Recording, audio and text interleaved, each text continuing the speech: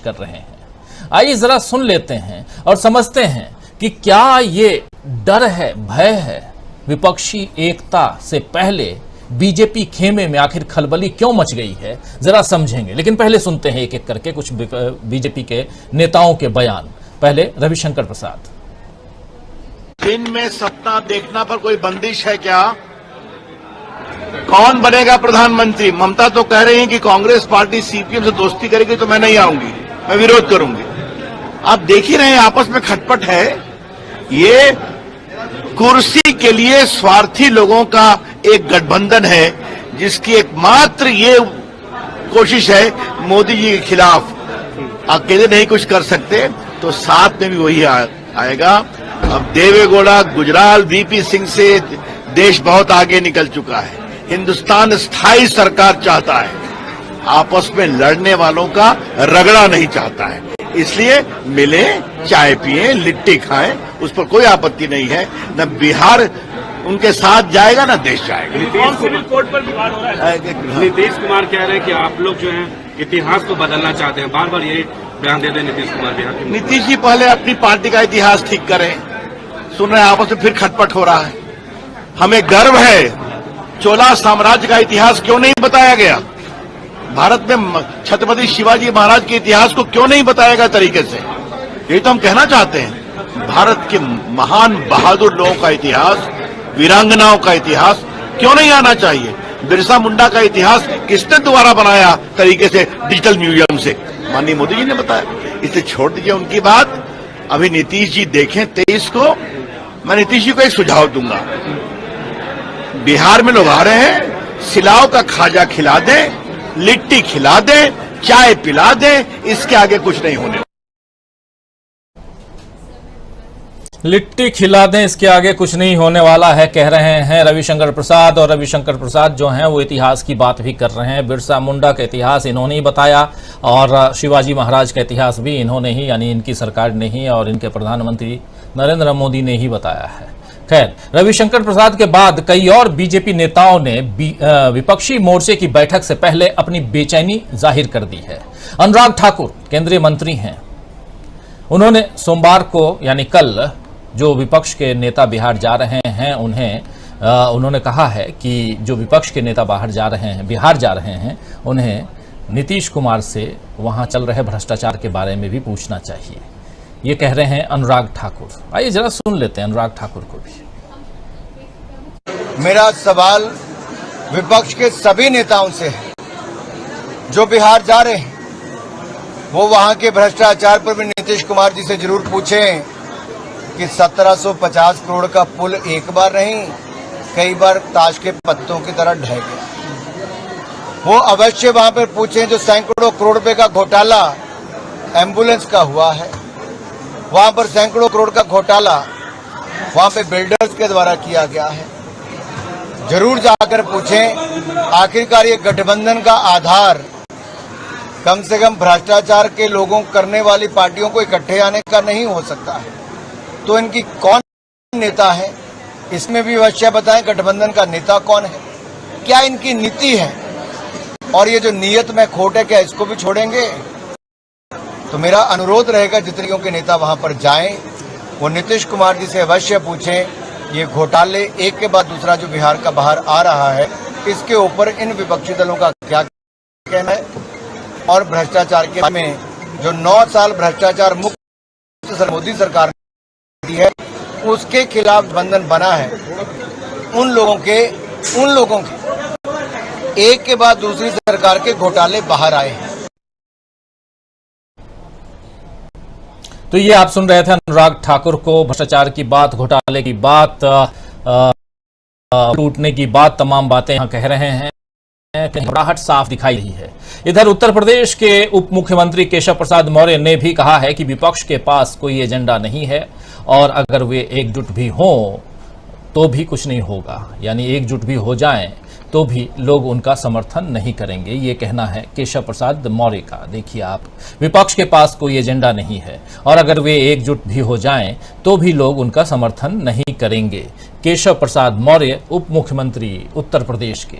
इनके अलावा सुशील कुमार मोदी सांसद हैं, उप मुख्यमंत्री रह चुके हैं बिहार के अभी राज्यसभा सांसद हैं, उनका क्या कहना है देखिए। उनका कहना है कि ममता बनर्जी और कांग्रेस ने विपक्ष की एकता के जिस गुब्बारे को पिन मारकर फुस किया है, अब किया था, अब दूसरे नेता उसमें हवा भरने की कोशिश कर रहे हैं। ये कह रहे हैं सुशील कुमार मोदी, सांसद हैं इस वक्त। और इनके अलावा चुनाव रणनीतिकार से नेता बने प्रशांत किशोर, जी हां, उन्होंने भी बयान दिया है विपक्षी एकता पर। और उनका कहना है कि बिहार के मुख्यमंत्री नीतीश कुमार की पहली प्राथमिकता बिहार के विकास के लिए होनी चाहिए, चाहे विपक्ष की गोलबंदी हो या ना हो।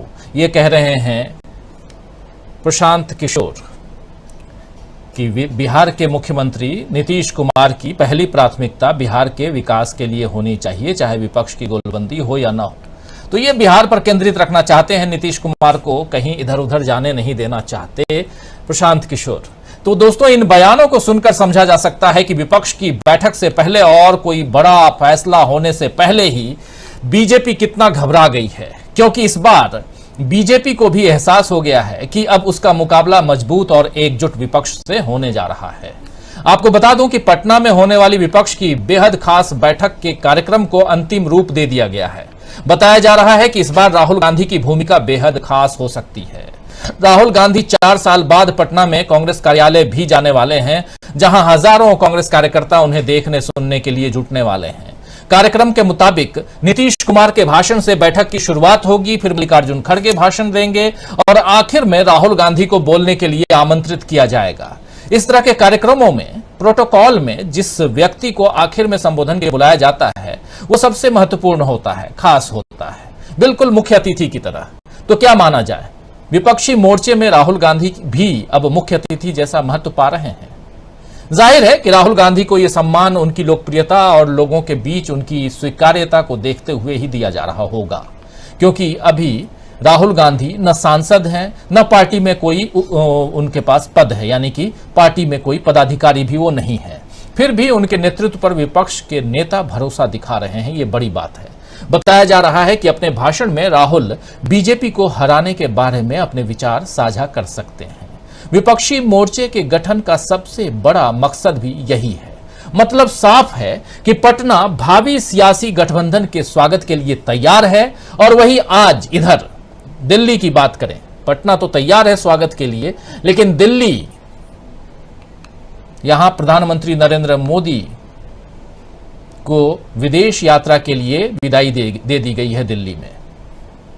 लेकिन विदाई की इस बेला में कांग्रेस ने कुछ ऐसे ट्वीट कर दिए जिससे बीजेपी बुरी तरह घिर गई है। दरअसल मणिपुर पर मोदी सरकार घिरी हुई है, आप सब जानते हैं, और इस अशांत मणिपुर पर बिना कुछ कहे ही मोदी जी रवाना हो गए, जिस पर कांग्रेस ने एक पोस्टर जारी करके लिखा है कि मणिपुर जल रहा है, मैं चला अमेरिका। ये देखिए आप, मणिपुर जल रहा है, मैं चला अमेरिका। ऊपर लिखा है, जिम्मेदारी से भागने का मेरा पुराना नाता, प्रचार के अलावा मुझे कुछ नहीं आता। ये कह रहे हैं, कांग्रेस कह रही है, कांग्रेस के लोग कह रहे हैं। ये पोस्टर आज प्रधानमंत्री नरेंद्र मोदी के पीछे जलते हुए मणिपुर की तस्वीर है और लिखा जा रहा है, बाय बाय करते हुए, अभिवादन करते हुए प्रधानमंत्री नरेंद्र मोदी, जैसे वो प्लेन पर चढ़ने से पहले करते हैं, आज भी कर रहे थे जब वो अमेरिका के लिए रवाना हो रहे थे। तो मणिपुर जल रहा है और मैं चला अमेरिका। वहीं एक प्रेस कॉन्फ्रेंस में कांग्रेस नेताओं ने पीएम नरेंद्र मोदी की चुप्पी और मणिपुर के नेताओं को मिलने का समय न देने पर भी सवाल उठाए। कांग्रेस कह रही है कि बीते 10 जून से कई पार्टियों के नेता मणिपुर के मुद्दे पर पीएम नरेंद्र मोदी से मिलना चाह रहे हैं, लेकिन पीएम के पास समय नहीं है। खुद बीजेपी के नेता पीएम मोदी से नहीं मिल पा रहे हैं, जबकि भद्दे डायलॉग लिखने वाले मनोज मुंतशिर शुक्ला से पीएम मोदी बिना अपॉइंटमेंट के 45 मिनट तक मिलते रहे। जरा सुन लीजिए, doctor Ajay Kumar press conference कर रहे हैं, प्रवक्ता कांग्रेस पार्टी के, क्या कुछ कह रहे हैं, सुनिए। 10 जून से मणिपुर के जितने भी वरिष्ठ नेतागण हैं, सिविल सोसाइटीज के लीडर्स हैं, पॉलिटिकल लीडर्स हैं, और सिर्फ हमारे नहीं, भारतीय जनता पार्टी के प्रधानमंत्री जी से मिलने के अपॉइंटमेंट के लिए कोशिश कर रहे हैं। नरेंद्र मोदी जी से मिलने के लिए 10 जून से जितने भी मंच पर उपस्थित लोग हैं, उसके अलावा उनके चीफ मिनिस्टर, उनके स्पीकर सत्यव्रता जी, सभी मंत्रीगण, सभी लोग जो है ये कोशिश में कि प्रधानमंत्री जी उनको अपॉइंटमेंट दे। लेकिन एक व्यक्ति बिना अपॉइंटमेंट का, मनोज शुक्ला, जो वर्तमान में एक पिक्चर बनी है उस पर काफी चर्चित हैं, उस व्यक्ति ने ट्विटर में लिख दिया और हर जगह लिख दिया कि मैं तो प्रधानमंत्री जी को बिना अपॉइंटमेंट का मिलता हूं। 31 मार्च 2023 को आदि पुरुष के डायलॉग राइटर बिना अपॉइंटमेंट का इस देश के प्रधानमंत्री जी से मिल सकते हैं, लेकिन 15 साल से चीफ मिनिस्टर रहे श्री बोबी सिंह जी, मणिपुर के जितने भी टॉप लीडर्स हैं जिन्होंने जीवन दे दिया, खून दे दिया मणिपुर के लिए, जहां पर सब लोग भाजपा के सदस्य मंत्रीगण प्राइम मिनिस्टर से मिल नहीं पा रहे हैं, सिर्फ मनोज मुंतशिर शुक्ला वो बिना अपॉइंटमेंट का मिल लेता है। जो बद्दी बद्दी डायलॉग लिखने वाला, गंदा डायलॉग, हर एक भगवान को बेइज्जत करने वाला, वैसे व्यक्ति को प्रधानमंत्री जी 45 मिनट के लिए जो है उन्होंने अपॉइंटमेंट दिया, 45 मिनट्स। तो मैं यही इस मंच से देश के जितने भी लोग जो सुन रहे हैं और बाद में सुनेंगे, उनको बताना चाहूंगा कि we have a prime minister जो खराब डायलॉग लिखने वाले को बिना अपॉइंटमेंट से मिल लेते हैं, लेकिन देश के इतने सीनियर लीडर से मिलने के लिए उनके पास टाइम नहीं है। तो आप सुन रहे थे डॉक्टर अजय शुक्ला। इनके साथ इधर बाएं साइड में आप देख रहे होंगे, बिल्कुल मेरे बगल में इबोबी सिंह हैं, 15 साल मुख्यमंत्री रहे और अभी पिछले 15 दिनों से ये तमाम नेता और बीजेपी के भी कई नेता जो हैं वो प्रधानमंत्री नरेंद्र मोदी से मणिपुर के मसले पर मीटिंग चाहते हैं, मुलाकात चाहते हैं, लेकिन मुलाकात करने का समय प्रधानमंत्री नरेंद्र मोदी के पास नहीं है, बल्कि आदि पुरुष का भद्दा सा डायलॉग, अलग तरह का, जिसको कि लोग बिल्कुल पसंद नहीं कर रहे हैं, वैसे डायलॉग लिखने वाले मनोज मुंतशिर शुक्ला को 45 मिनट तक बिना अपॉइंटमेंट का समय देते हैं प्रधानमंत्री नरेंद्र मोदी। तो यही सवाल यहां उठाया जा रहा है कांग्रेस पार्टी की तरफ से। तो दोस्तों, कांग्रेस के इन आरोपों पर बीजेपी फिर कोई नया आरोप कांग्रेस या गांधी परिवार पर लगा सकती है, जैसा हम देखते हैं। लेकिन सवाल उठता है कि क्या इससे बीजेपी अपनी जवाबदेही से बच पाएगी? मोदी जी अमेरिका इस बार राजकीय अतिथि के तौर पर पहुंच रहे हैं, स्टेट गेस्ट के रूप में। इस बात को बीजेपी गर्व से बता भी सकती है, क्योंकि अमेरिका में राजकीय अतिथि बनने का मौका बहुत कम राष्ट्राध्यक्षों को मिला है। लेकिन अब की बार ट्रंप सरकार बोलने वाले मोदी जी को बाइडेन सरकार ने स्टेट गेस्ट ऐसे ही नहीं बनाया होगा। इसके पीछे रक्षा, व्यापार, नाटो का विस्तार, भारत को रूस से दूर कर अपने खेमे में करने की कोशिश, ऐसे कई एजेंडे शायद छिपे होंगे, जिनकी परतें जो हैं वो बाद में जाकर खुल ही जाएंगी। लेकिन अभी सवाल यह है कि अमेरिका में मोदी जी से जब भारत में मणिपुर के हालात पर सवाल किए जाएंगे तो क्या कहेंगे प्रधानमंत्री नरेंद्र मोदी? क्या मोदी जी को स्टेट गेस्ट का ओहदा ऐसे कई मुश्किल सवालों से बचा पाएगा? क्या टेस्ला और ट्विटर के मालिक एलन मस्क या उन जैसे बड़े कारोबारियों से मुलाकात से देश में उठते सवालों से मोदी जी बच पाएंगे, खुद को बचा पाएंगे? क्या अंतर्राष्ट्रीय योग दिवस का योगासन घरेलू मोर्चे पर उनकी राजनीतिक लड़ाई आसान कर पाएगा? शायद इन सवालों का जवाब जो है ना में मिले।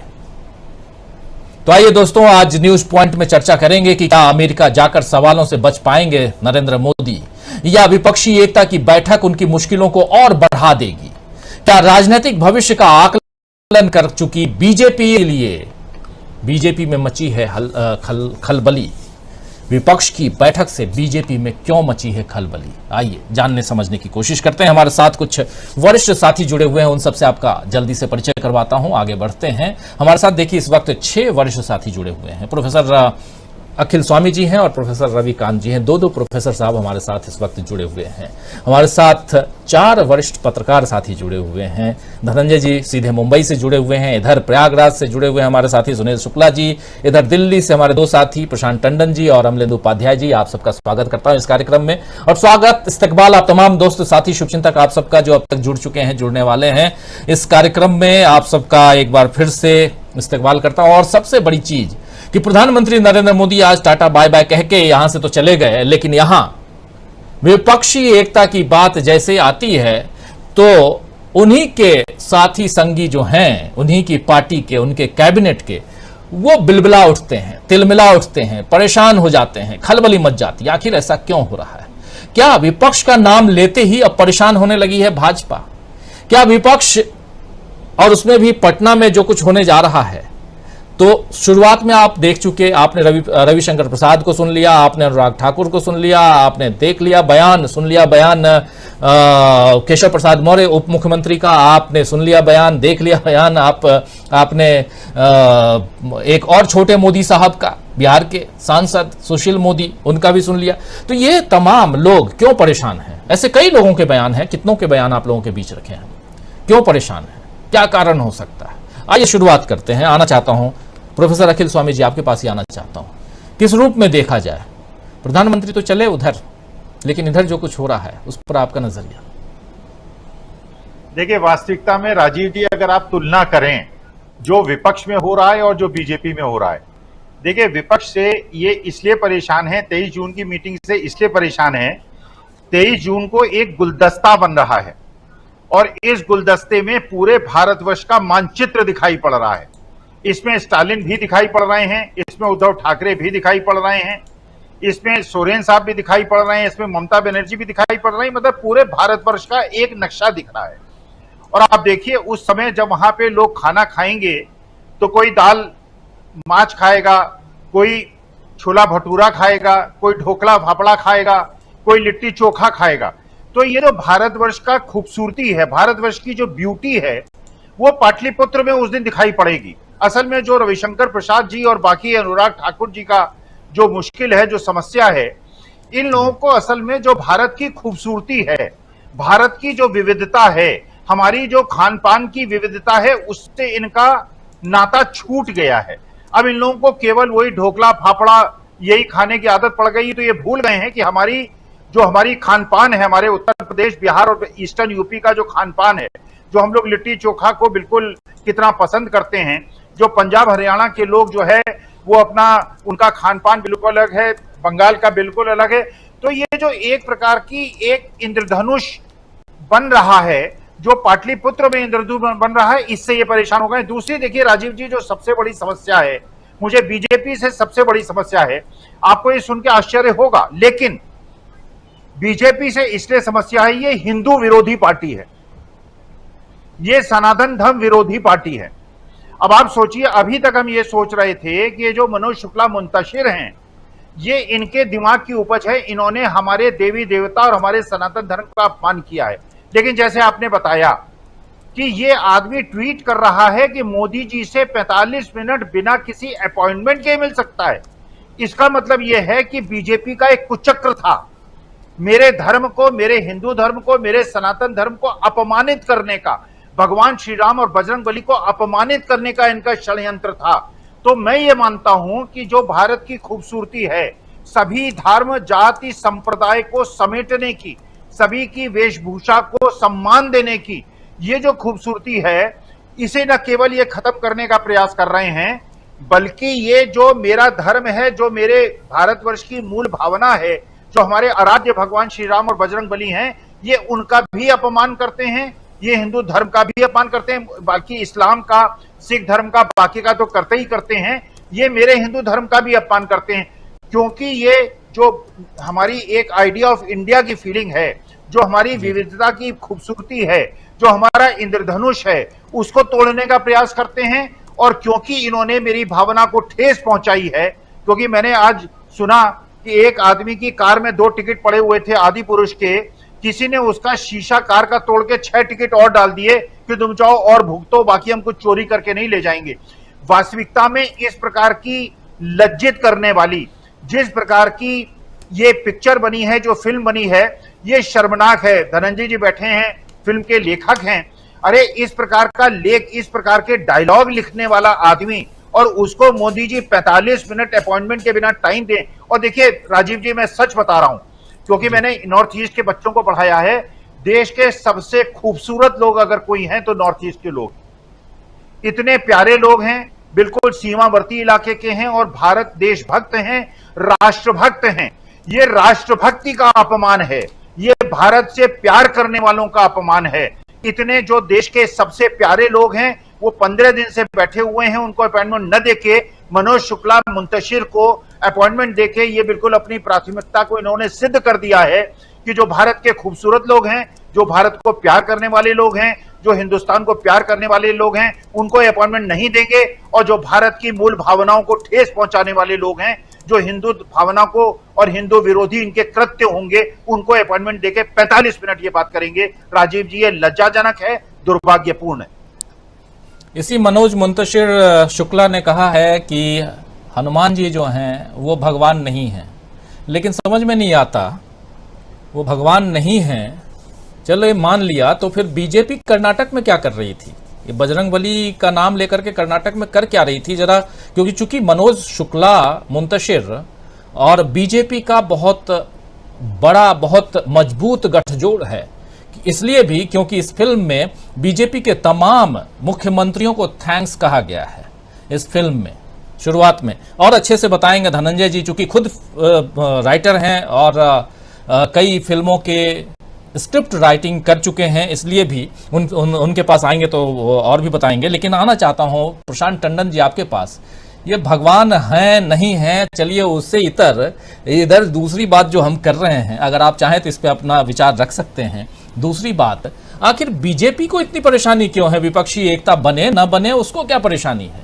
पटना अभी विपक्ष के लोग पहुंचे नहीं हैं, लेकिन लिट्टी चोखा खिला करके भेज देना और कुछ मत करना और कहां का खाजा खिला देना, ये सब तो आप कह रहे हैं। तमाम नेताओं का सुन रहा हूं, क्या यहीं से शुरुआत हो रही है कि हाँ परेशान तो हम बहुत हैं लेकिन बताएंगे नहीं?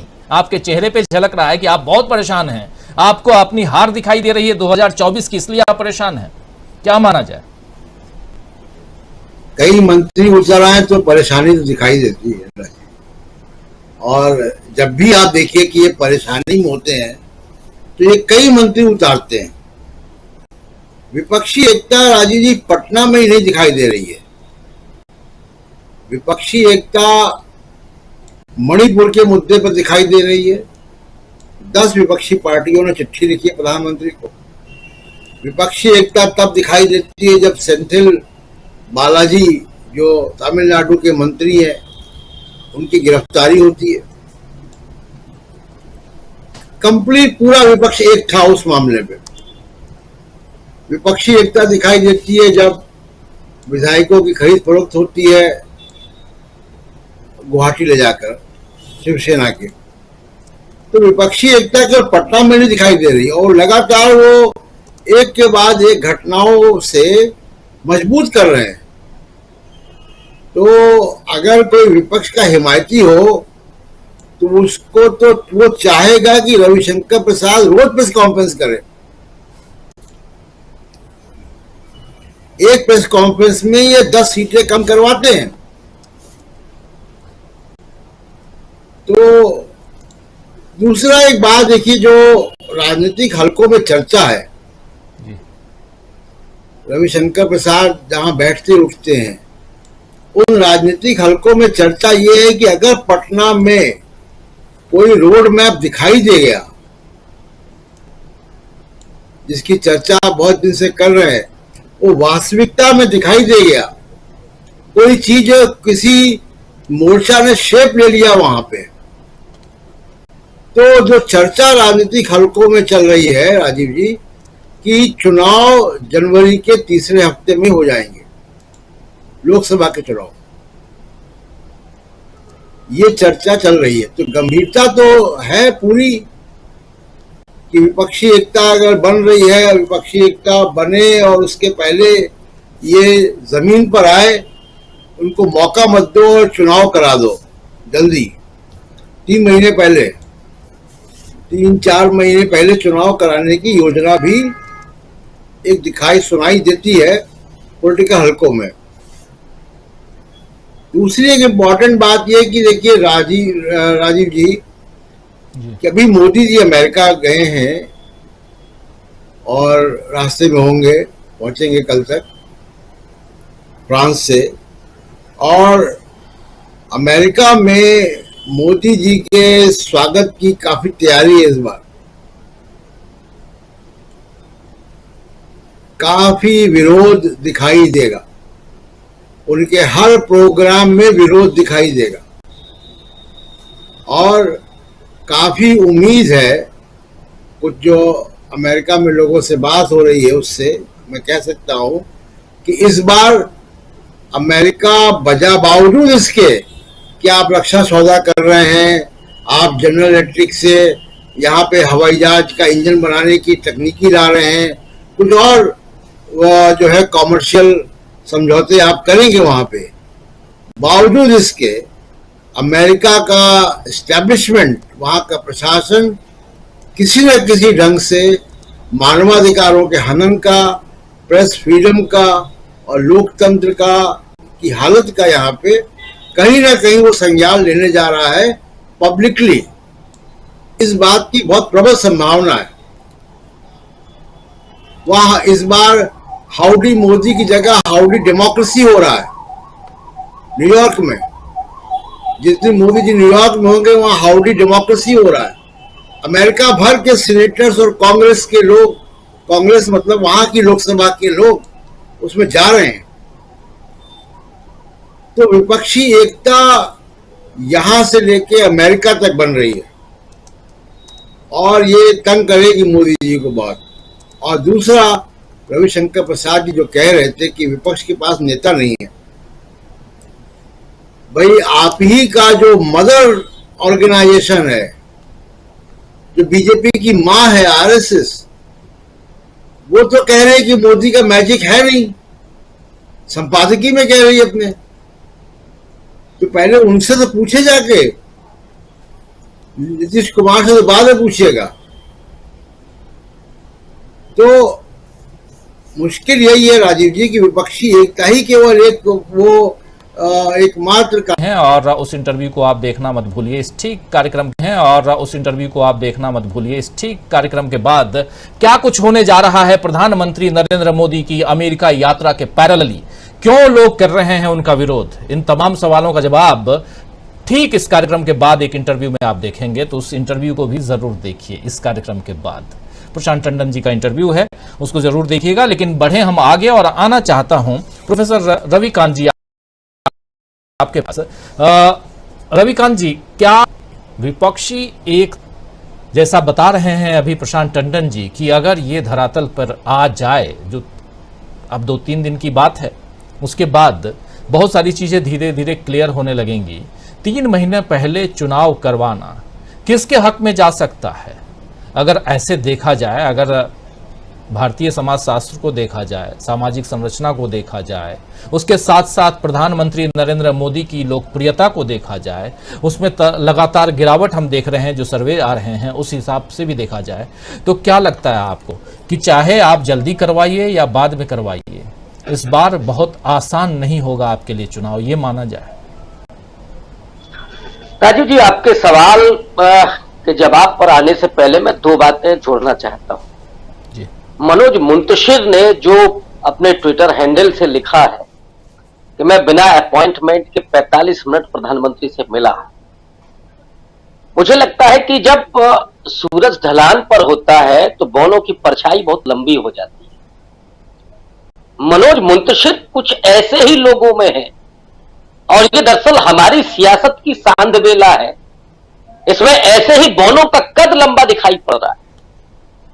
माने होता यह है कि अगर कोई बहुत बड़ा चिंतक हो तो ऑब्वियस है, या राजनीति को समझने वाला हो, या देश की परिस्थितियों को सुधारने के लिए कोई मंत्र देने वाला व्यक्ति हो तो उससे प्रधानमंत्री को बिल्कुल मिलना चाहिए।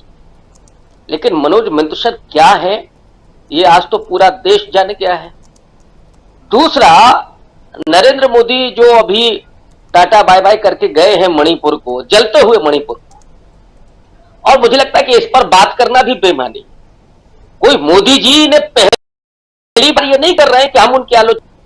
नोटबंदी के समय पूरे देश को कतार में लगा दिया मोदी जी ने, अपनी मां को भी लगा दिया कि ताकि लोगों को लगे, और उसके बाद गोदी में या घुटनों पर बैठ करके वो जिस तरह की तस्वीरें दिखा रहा था कि देखिए ये है देशभक्ति, मां को लाइन में लगा दीजिए। मोदी जी ने मजाक उड़ाया लोगों का, जो पहले कह रहे थे कि अगर कोई हमसे गलती हो तो चौराहे पर खड़े होकर के सजा दे दीजिएगा। वो कहते हैं कि लोगों की शादियां टूट गई, और जिस अंदाज में वो कह रहे थे, मैं तो उस तरह के हाथों का इशारा भी नहीं कर सकता। वो मोदी जी कोरोना काल में कहां थे?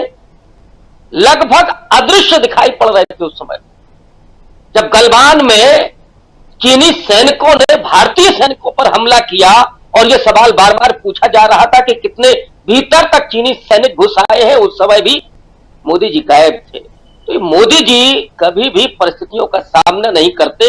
इसलिए मैं गांधी के शब्दों में कहूंगा कि जो इस तरह के लोग होते हैं वो बेहद डरपोक और कायर होते हैं, जो परिस्थितियों से लड़ना नहीं जानते। हाँ, ये जरूर है कि वो विभाजन करके सत्तापरक राजनीति करने में जरूर कामयाब हो सकते हैं।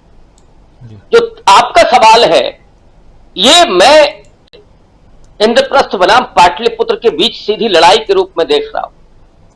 पाटलिपुत्र वो जिसका इतिहास बुद्ध की धरती के रूप में है, जिसका इतिहास चंद्रगुप्त मौर्य की धरती के रूप में है, जहां पर सामाजिक न्याय की राजनीति जाकर के केंद्रित होती है, जो जेपी के आंदोलन की भूमि है, वहां पर विपक्ष जाकर के एकजुट हो रहा है, और विपक्ष ही एकजुट नहीं हो रहा है।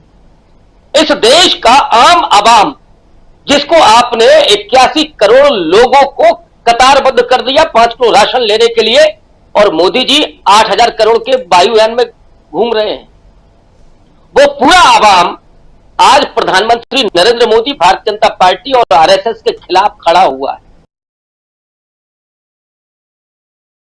कहीं मजबूरी हो सकती है, वो जो डर पैदा किया गया है, वो जो नफरत पैदा की गई है, ये जरूर है कि वो नहीं बोल पा रहा है, लेकिन अगर आप उसकी नब्ज टटोलेंगे तो आवाज एक ही आती है कि इनसे कैसे मुक्ति मिले।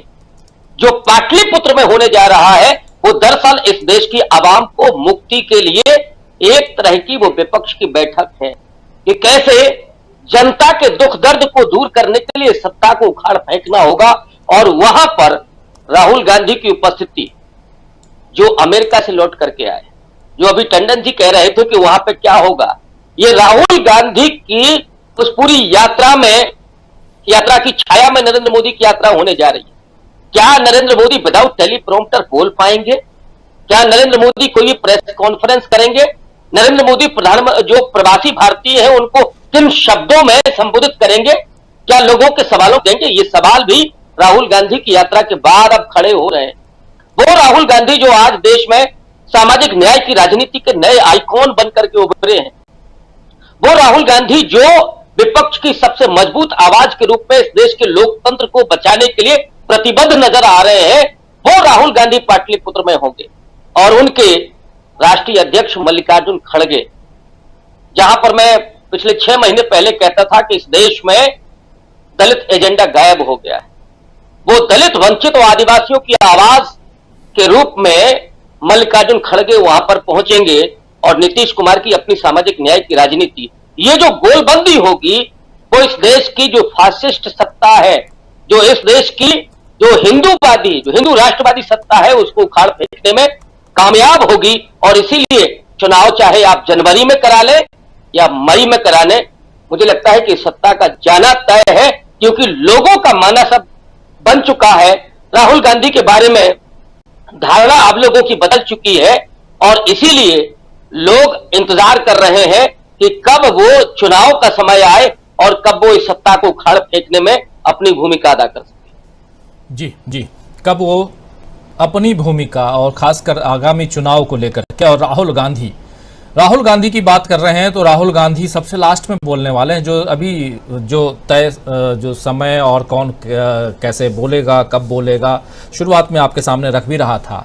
तो जो विपक्षी एकता है, उस जो बैठक होने वाली है उसमें जो स्वागत भाषण है वो नीतीश कुमार देंगे और यहीं से एक उस बैठक की शुरुआत होगी। उसके बाद मल्लिकार्जुन खड़गे साहब हैं, बाकी लोग हैं और सबसे लास्ट में राहुल गांधी को बुलाया गया है, बिल्कुल वैसे ही जैसे चीफ गेस्ट आता है। तो क्या राहुल गांधी को इस बैठक में भी उसी हिसाब से, उसी अंदाज से देखा जा रहा है? क्या राहुल गांधी विपक्षी एकता की धुरी बन चुके हैं? क्या राहुल गांधी विपक्षी नेताओं के बीच भी अपनी पार्टी में जितने पॉपुलर हैं, जनता के बीच उनकी पॉपुलैरिटी जैसे बढ़ रही है, तो क्या विपक्षी नेताओं के बीच भी उतने ही पॉपुलर होते जा रहे हैं?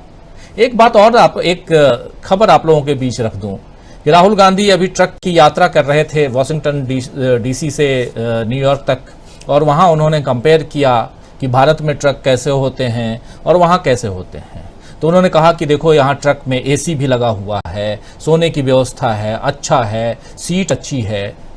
तो हमारे यहाँ के ट्रांसपोर्ट मिनिस्टर जो हैं गडकरी साहब, उन्होंने कहा है कि हमारे यहाँ भी, हिंदुस्तान में भी वैसा ही ट्रक, वैसी ही व्यवस्था हम करेंगे।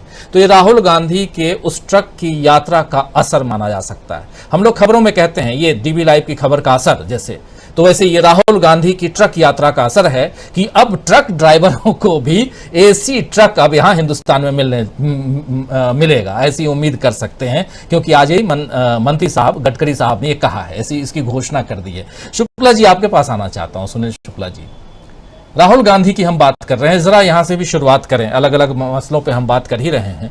राहुल गांधी को लास्ट में बुलाया जा रहा है बोलने के लिए, किस रूप में देखा जाए? जो अभी तक जो कार्यक्रम आया है विपक्षी एकता को, उस हिसाब से।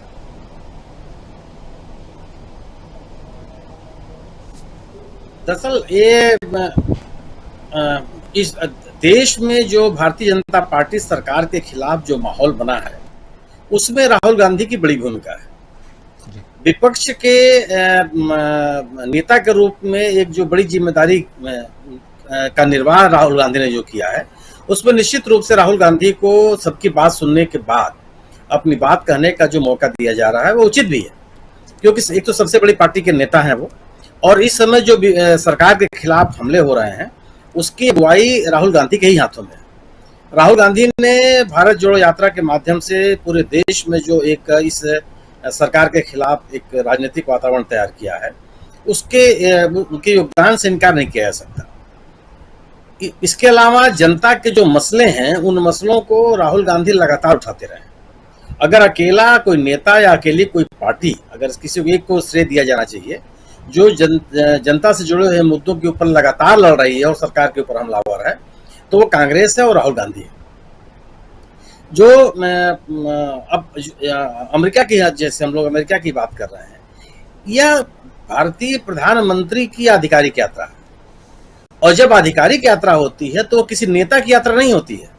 कूटनीति की भाषा में वो किसी नेता की यात्रा नहीं होती, उस देश की यात्रा होती है, और उस देश को जो अमेरिकी प्रशासन है वो आमंत्रित करता है, और उस देश के प्रतिनिधि के रूप में राष्ट्रपति या प्रधानमंत्री जो जाते हैं वहां पे। तो आप ठीक है, अपने प्रधानमंत्री को उन्होंने आमंत्रित किया है। निश्चय अमेरिका, यूएस जो है वो एक अपने व्यावसायिक हितों को सर्वोच्च स्थान पर रखने वाला देश माना जाता है, गिना जाता है, वही उसकी प्रतिष्ठा रही है। और ऐसा भी नहीं है कि कोई भारतीय प्रधानमंत्री पहली बार कोई आधिकारिक यात्रा पे गए हों। बराक ओबामा जैसा बड़ा नेता ने डॉक्टर मनमोहन सिंह को वहां पर आमंत्रित किया था शासकीय यात्रा का, अधिकृत यात्रा के लिए। ठीक है, लेकिन जो मुद्दे, जिन मुद्दों को राहुल गांधी ने खड़ा किया है, वह मुद्दे अमेरिका में भी लोगों के बीच में सर चढ़ के बोल रहे हैं। अगर 18-19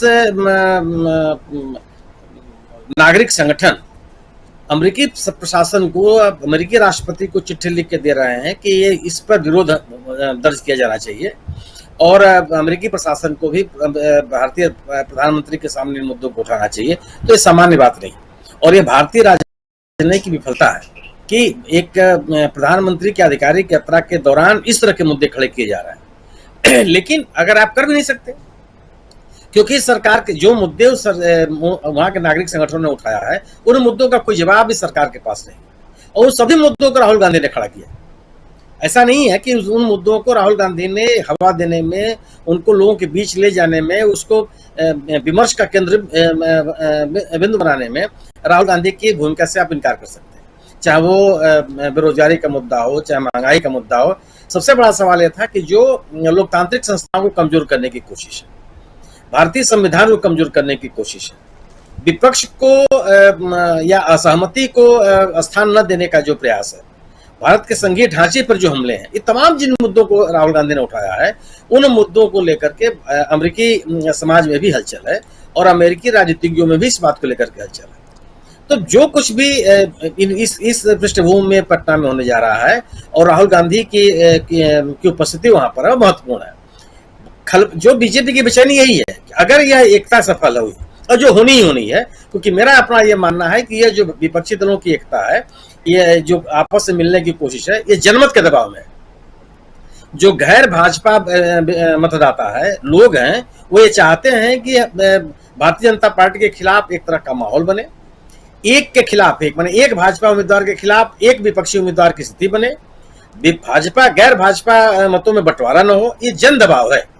इस जन दबाव के तहत जो पटना में ये बड़ी बैठक है और यह अभियान सफल अगर होता है, मेरे जैसे व्यक्ति को लगता है कि यह सफल होगा ही होगा, क्योंकि यह किसी के राजनीतिक हितों की पूर्ति नहीं करता, बल्कि जनता के दबाव के कारण हो रहा है। जनमत इस तरह का देश में बना हुआ है। यह बीजेपी की खलबली है, क्योंकि बीजेपी अगर जहां भी एक के खिलाफ एक की स्थिति बन रही है, वहां पर वो कामयाब नहीं है। उसके खिलाफ जो लोग हैं उनकी संख्या बहुत ज्यादा है और वो लोग सड़कों पर निकल करके अपनी बात को कह रहे हैं, अपने विचार को व्यक्त कर रहे हैं, राजनीतिक रूप से वो सक्रिय हैं।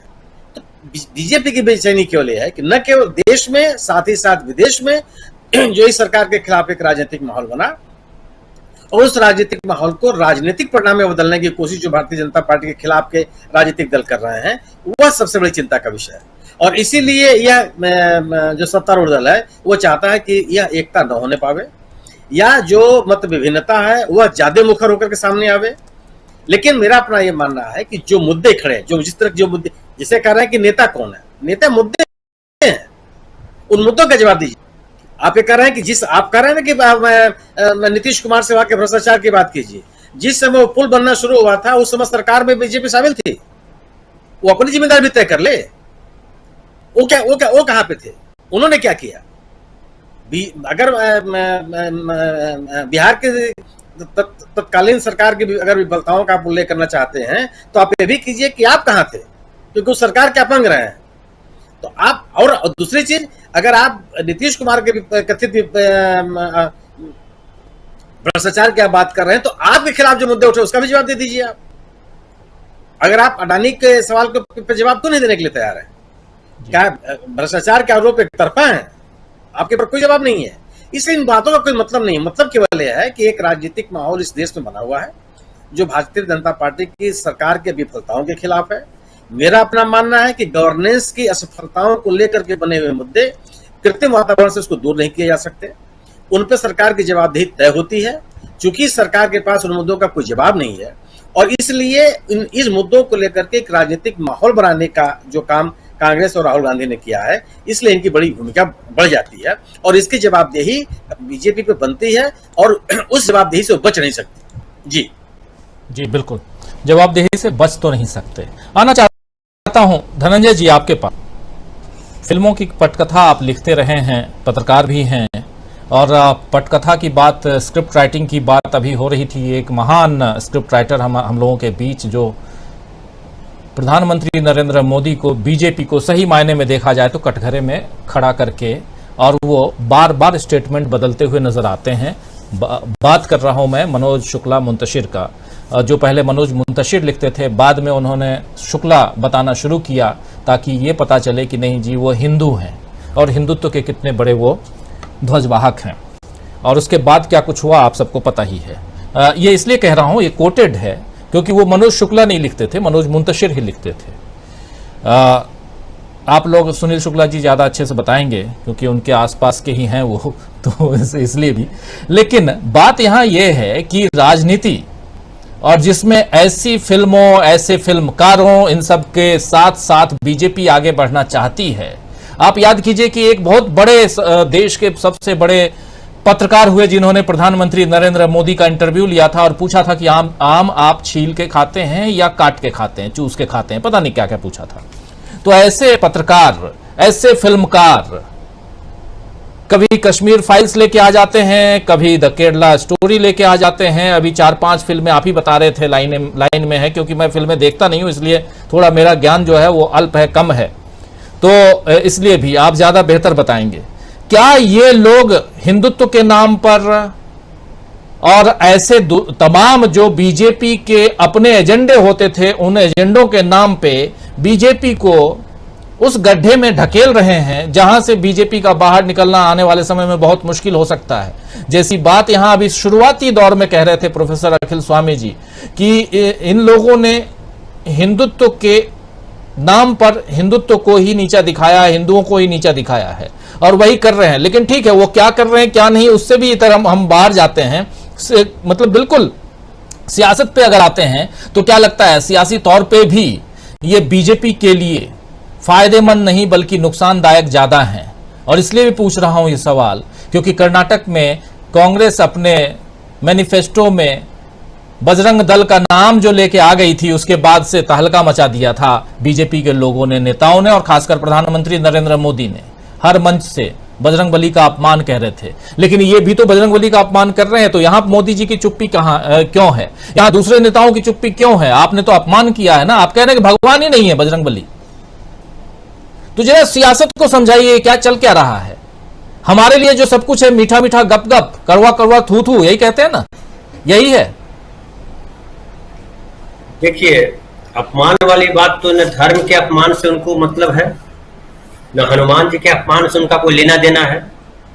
अगर हनुमान जी के अपमान से लेना देना रहता तो बजरंग दल नहीं बनाते। अगर राम से अगर उनको राम के अपमान से उनको लेना देना होता तो श्री राम सेना और राम के नाम पे कौन कौन बन खड़े हुए हैं, उनको उनके लिए नहीं खड़े होते। अब ये जो फिल्म है, अब ये समझिए कि फिल्म में लेखक की क्या भूमिका होती है। फिल्म में लेखक जो है एक पायदान है, महत्वपूर्ण है वो लेखक, लेकिन सिनेमा में लेखक ही महत्वपूर्ण नहीं है। ढेर सारे लेखक हुए इंडस्ट्री में, पता नहीं, मैं नाम गिनाने लगूं तो हमारे यहाँ तो अभी 55,000 लोगों की लिस्ट है। 55,000 राइटर हैं, राइटर एसोसिएशन अभी भी रजिस्टर्ड राइटर जो, उनमें से आप कितने राइटरों के नाम जानते हैं? और क्या फिल्म देखते हैं तो राइटर के नाम से फिल्म देखने जाते हैं? आप नहीं जाते। फिल्म देखने जाते हैं तो हीरो के नाम से देखने जाते हैं, डायरेक्टर के नाम से देखने जाते हैं। तो फिल्म के हीरो प्रभास है, आप जानते हैं, हीरो में इतनी ताकत होती है कि कुछ भी बदल दे, कुछ भी बदल सकता है हीरो, उसको हीरो उसी को कहते हैं। फिर जो है डायरेक्टर होता है, डायरेक्टर होता है जो सिनेमा को कंसीव करता है कि कैसे पर्दे पे आएगा, कागज पे जो लिखा है वो पर्दे पे कैसे आएगा, वो डायरेक्टर तय करता है। लेकिन आप राइटर जो है वो लिख करके स्क्रिप्ट दे देता है, जो उसमें सजेशन आते हैं डायरेक्टर के, वो सारे सजेशन एकोमोडेट करता है और चीजें लिख के दे देता है। लिख के दे देता है, उसके बाद कैसे शूट हो रही है वो जानता है वो डायरेक्टर और हीरो। अब ये बताइए कि पूरे प्रकरण में कहीं आपको हीरो दिखाई पड़ रहा है कहीं कुछ बोलता हुआ, कहीं डायरेक्टर दिखाई पड़ रहा है कुछ बोलता हुआ? अच्छा, हीरो और डायरेक्टर से बचता तो जो प्रोड्यूसर होता है फिल्म का वो बोलने लगता है। क्या कहीं प्रोड्यूसर बोलता हुआ दिखाई पड़ रहा है? टी सीरीज का कोई बयान आपने देखा? एक आदमी बोल रहा है, मनोज मुंतशिर, जिसको आप शुक्ला भी जोड़ रहे हैं। ऐसे कई शुक्ला जी आए मोदी जी के आने के बाद, हमारे शुक्ला जी तो पहले से है शुक्ला, लेकिन रवि किशन शुक्ला भी एक, आप याद कीजिए, वो भी पहले रवि किशन कहलाते थे, वो रवि किशन शुक्ला हो गए। तो खैर अच्छी बात है, शुक्ला जी ने अपना नाम निकाल लिया, इस नाम में बुराई नहीं, अच्छा अच्छी बात है। लेकिन मनोज मुंतशिर शुक्ला जी जो है इतनी चर्चा में क्यों है? सवाल सबसे बड़ा ये है। और जब इस सवाल का जवाब दीजिएगा, जो कि जवाब दिया है, किसने दिया है? जवाब दिया आपने थोड़ी देर पहले जो अपने वीडियो कट दिखाया, और कांग्रेस के एक नेता बोल रहे हैं कि मनोज मुंतशिर शुक्ला जी कहते हैं कि प्रधानमंत्री से हम बिना अपॉइंटमेंट के मीटिंग कर लेते हैं। तो मनोज मुंतशिर शुक्ला जी ही इस फिल्म के जनक कहिए, इस फिल्म के ये कैसी फिल्म बनेगी इन्होंने ही सोचा होगा, सारा कुछ किया होगा, इसलिए ये स्थिति बनी, ऐसी फिल्म बनी। और देखिए सारे जो बीजेपी के मुख्यमंत्री हैं, मंत्री हैं, सबके नाम है उसमें, आभार जताया है उनके प्रति। और ये फिल्म बेसिकली एक एजेंडा के तहत बनाई गई थी कि फिल्म के आने के बाद जो राम मंदिर को लेकर के हवा है और मजबूत हो जाएगी, लेकिन अब कभी कभी उल्टा भी फायर भी हो जाता है। एक आपने देखा होगा, ये अगर रियल लाइफ में नहीं देखा है तो कम से कम वेब सीरीज में देखा होगा, वो नकली पिस्तौल चलाता है, वो जो पिस्तौल फट जाता है और उस चलाने वाले के हाथ ही जख्मी हो जाता है। तो कभी कभी ऐसा होता है, नकली पिस्तौल जब चलाएंगे तो ऐसा ही होगा कि वो मिसफायर हो गया, बीजेपी को उल्टा कर गया। लेकिन अभी देखिए कोई भी जो है, ये जो बकवास करने वाले लोग हैं सिनेमा को लेकर के, कोई बोल रहे हैं? कहीं कोई दिखाई नहीं पड़ रहा है, सब चुप बैठे हुए। हिंदू धर्म के जितने कथित ठेकेदार हैं सबने चुप्पी साध ली है, एक बयान किसी का नहीं, न नरोत्तम मिश्रा का बयान है, न अनुराग ठाकुर का बयान है, न हमारे रविशंकर प्रसाद जी का बयान। अभी रविशंकर प्रसाद जी बोल रहे थे, सुनील भाई ने सही कहा कि भाई ये जो आप बात कर रहे हो रेलवे मिनिस्टर की, ये क्या कहते हैं, सड़क पुल की बात कर रहे हो, भ्रष्टाचार की बात कर रहे हो, तो ये बताइए कि जितने दिन बीजेपी सत्ता में रही नीतीश कुमार के साथ, जितने साल, 17 साल में कम से कम 14-15 साल तो रही है, 14-15 साल लगातार बीजेपी के पास ही सड़क निर्माण मंत्रालय रहा। रोड मिनिस्टर जो है पहले थे वो नंदकिशोर यादव साहब, बाद में हुए नितिन नवीन साहब। तो ये दोनों साहब जो है जो, अच्छा पुल जो गिरा है, पुल किसने बनवाया, कौन बना रहा है, एजेंसी कहाँ की, गुजरात की एजेंसी है। उस पर अनुराग ठाकुर कुछ नहीं बोल रहे हैं। अनुराग ठाकुर इस बात पे भी नहीं बोल रहे हैं कि भाई आपके गुजरात में जो पुल गिरा था और 175 लोग या कितने मर गए, उसके लिए कौन जिम्मेदार है। आज तक किसी जिम्मेदार आदमी को ढूंढा गया, किसी ने किसी को आरोप लगाया कि इस पुल के लिए कौन जिम्मेदार था। अब रविशंकर प्रसाद जो बोल रहे थे कि कुर्सी के लिए गठबंधन, तो जिस सरकार में पहली बार वो मंत्री बने थे वो भी गठबंधन की सरकार थी, वाजपेयी जी की सरकार, तो वो कुर्सी के लिए थे या नहीं थे? उसमें जॉर्ज फर्नांडिस, नीतीश कुमार बड़े महत्वपूर्ण रोल में थे। समाजवादी धड़ा उनके साथ जुड़ा, तब जाकर के संघ को राष्ट्रीय स्तर पे मान्यता मिली। क्या ये भूल गए? संघ तो लगातार गठबंधन करता रहा, जनता पार्टी में मिला, फिर जनता पार्टी से जनता दल के साथ आया, फिर नीतीश जी के साथ आया। तो आप गठबंधन किस लिए कर रहे थे? आप गठबंधन कर रहे थे देश की सेवा करने के लिए, और देश की सेवा क्या कर रहे हैं? कितने लोगों को आपने मार दिया कोरोना में, कितने लोगों को मार दिया किसान आंदोलन में। पहलवानों के साथ देखिए क्या कर रहे हैं, न्याय कर रहे हैं अनुराग ठाकुर। जो महिला पहलवान है, जो अंतरराष्ट्रीय स्तर की पहलवान है, उनके साथ क्या हुआ, किधर न्याय मिला? तो अनुराग प्रसाद को उसको लेकर के शर्म आती है कि नहीं आती है? अच्छा, अब सब ये कि डायलॉग पे जो बात कर रहे हैं, डायलॉग की मर्यादा को लेकर के, अनुराग ठाकुर जिस तरह के डायलॉग बोलते हैं अपनी रैलियों में या जहां तहां उनके आते हैं, क्या वो मर्यादा वाले डायलॉग हैं? मोदी जी बोलते हैं, क्या मर्यादा वाले संवाद हैं? प्राची एक और क्या है, वो बोलती है कहीं मर्यादा वाले, साध्वी प्राची है वो बोलती है कहीं मर्यादा है। और गांधी, आपको राम और हनुमान को लेकर के बड़ी चिंता होती है, धार्मिक भावनाएं आहत हो जाती है, कोई दूसरा बनाता है तो गांधी पे गोली कैसे चलाते हैं? क्या गांधी पे जब गोली चलाते हैं तो देश के लोगों की भावनाएं आहत नहीं होती है? अगर भावनाएं आहत होती हैं तो, लेकिन फिल्म को खामखा जो है ये इशू बनाया हुआ है इन्होंने। क्यों बनाया हुआ? ताकि आप भटके रहिए। कम से कम चर्चा तो आप राम हनुमान पे ही कर रहे हैं, बेरोजगारी पे तो चर्चा नहीं कर रहे हैं, भुखमरी पे तो चर्चा नहीं कर रहे हैं, कितने करोड़ लोग गरीबी रेखा से नीचे चले गए इस पे तो चर्चा नहीं कर रहे हैं। और आपने जो लिखा है विपक्ष की बैठक से बीजेपी में खलबली, इसकी वजह यह है कि देखिए बिहार, झारखंड और उत्तर प्रदेश, मैं पश्चिम बंगाल को फिलहाल छोड़ देता हूं, बिहार, झारखंड और उत्तर प्रदेश अगर 3 राज्य को जोड़ते हैं तो 134 सीट होती है, 134 सीट। 130 सीट पे नीतीश कुमार बड़े प्रभावी व्यक्ति हैं। अगर कहीं कुछ 23 जून 2023 को कुछ बना तो बीजेपी को सबसे ज्यादा टेंशन उत्तर प्रदेश में होने जा रहा है, एक समझ लीजिए। फिर महाराष्ट्र और तमिलनाडु में जो है, महाराष्ट्र और तमिलनाडु को मिला देते हैं तो 87 सीट होती है। 87 सीट में बड़ी टेंशन में है बीजेपी। फिर आप जोड़िए कर्नाटक, राजस्थान, गुजरात, मध्य प्रदेश, छत्तीसगढ़, कुल 118 सीटें। वहां कांग्रेस पार्टी वो 2019 वाली नहीं है, वो कांग्रेस पार्टी 2024 में होगी, जो नई पार्टी है, जहां कांग्रेस के नेता जो है राहुल गांधी ताकतवर नेता के तौर पे दिखाई पड़ रहे हैं, कांग्रेस के बारे में परसेप्शन बदल गया है। तो इस बार बराबर की फाइट होने वाली है। कर्नाटक में तो देख लिया कि कैसे पटक करके मारा बीजेपी को, हनुमान जी भी लेकर के आ गए बगल में मोदी जी, फिर भी हार गए। तो वो जो 118 सीटें हैं वो संकट में है, जहां कांग्रेस सीधा फाइट में है। फिर आपको मैं बताऊं, ये जो पंजाब और केरल है, तो 20 सीट और 13 सीट 33 सीट, इसमें बीजेपी कहां है? कहीं नहीं है बीजेपी, एक सीट बीजेपी के पास नहीं, वहां है तो कांग्रेस है। फिर आपको मैं बताऊं कि हरियाणा, दिल्ली, हिमाचल प्रदेश, उत्तराखंड, ये चारों स्टेट मिलाते हैं तो 26 सीट होती है। इन 26 सीटों में भी कांग्रेस पार्टी साथ खड़ी है। तो हिमाचल प्रदेश में तो देख ही लिया लोगों ने, अभी देखना बाकी है हरियाणा, उत्तराखंड और दिल्ली में, वो इस बार दिखाई पड़ेगा। क्योंकि विधानसभा चुनाव, ये जो अभी नगर निगम के चुनाव हुए, वहां कांग्रेस दिखाई पड़ गई बड़ी मजबूती से। फिर 3 राज्य हैं इनके लिए, बीजेपी के लिए बड़े अच्छे राज्य हैं इनके पॉइंट ऑफ व्यू से, मेरे पॉइंट ऑफ व्यू से नहीं, इनके पॉइंट ऑफ व्यू से।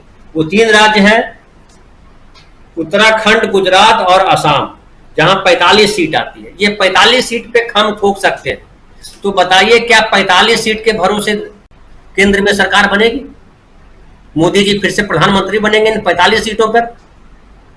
तो कुल मिलाकर के इनको दिख रहा है कि जो बिहार में गठबंधन होने जा रहा है, अगर आंशिक तौर पे भी गठबंधन सफल हो गया। संजय जी, सिर्फ गुजरात ही रखिए, क्योंकि उत्तराखंड और असम को भी किनारे ही कीजिए, उसमें भी डेंट 100% है। और गुजरात में भी बिल्कुल मान लिया, कांग्रेस कर रही है, गुजरात में भी जो काम कांग्रेस कर रही है वहां भी तो कहां है बीजेपी? बिल्कुल देखिए, हरियाणा में 10 की 10 सीटें लेके गए थे आप, गुजरात की 26 की 26 सीटें लेके गए थे आप, राजस्थान की 25 से 25 सीटें आपके पास, छत्तीसगढ़ की 11 में से 9 सीटें आपके पास, इधर मध्य प्रदेश की 29 में से 28 सीटें आपके पास। सब कुछ बिल्कुल 100% रिजल्ट लेके तो आ गए थे आप, लेकिन हर बार क्या वही होगा? काठ की हांडी क्या बार बार चढ़ेगी?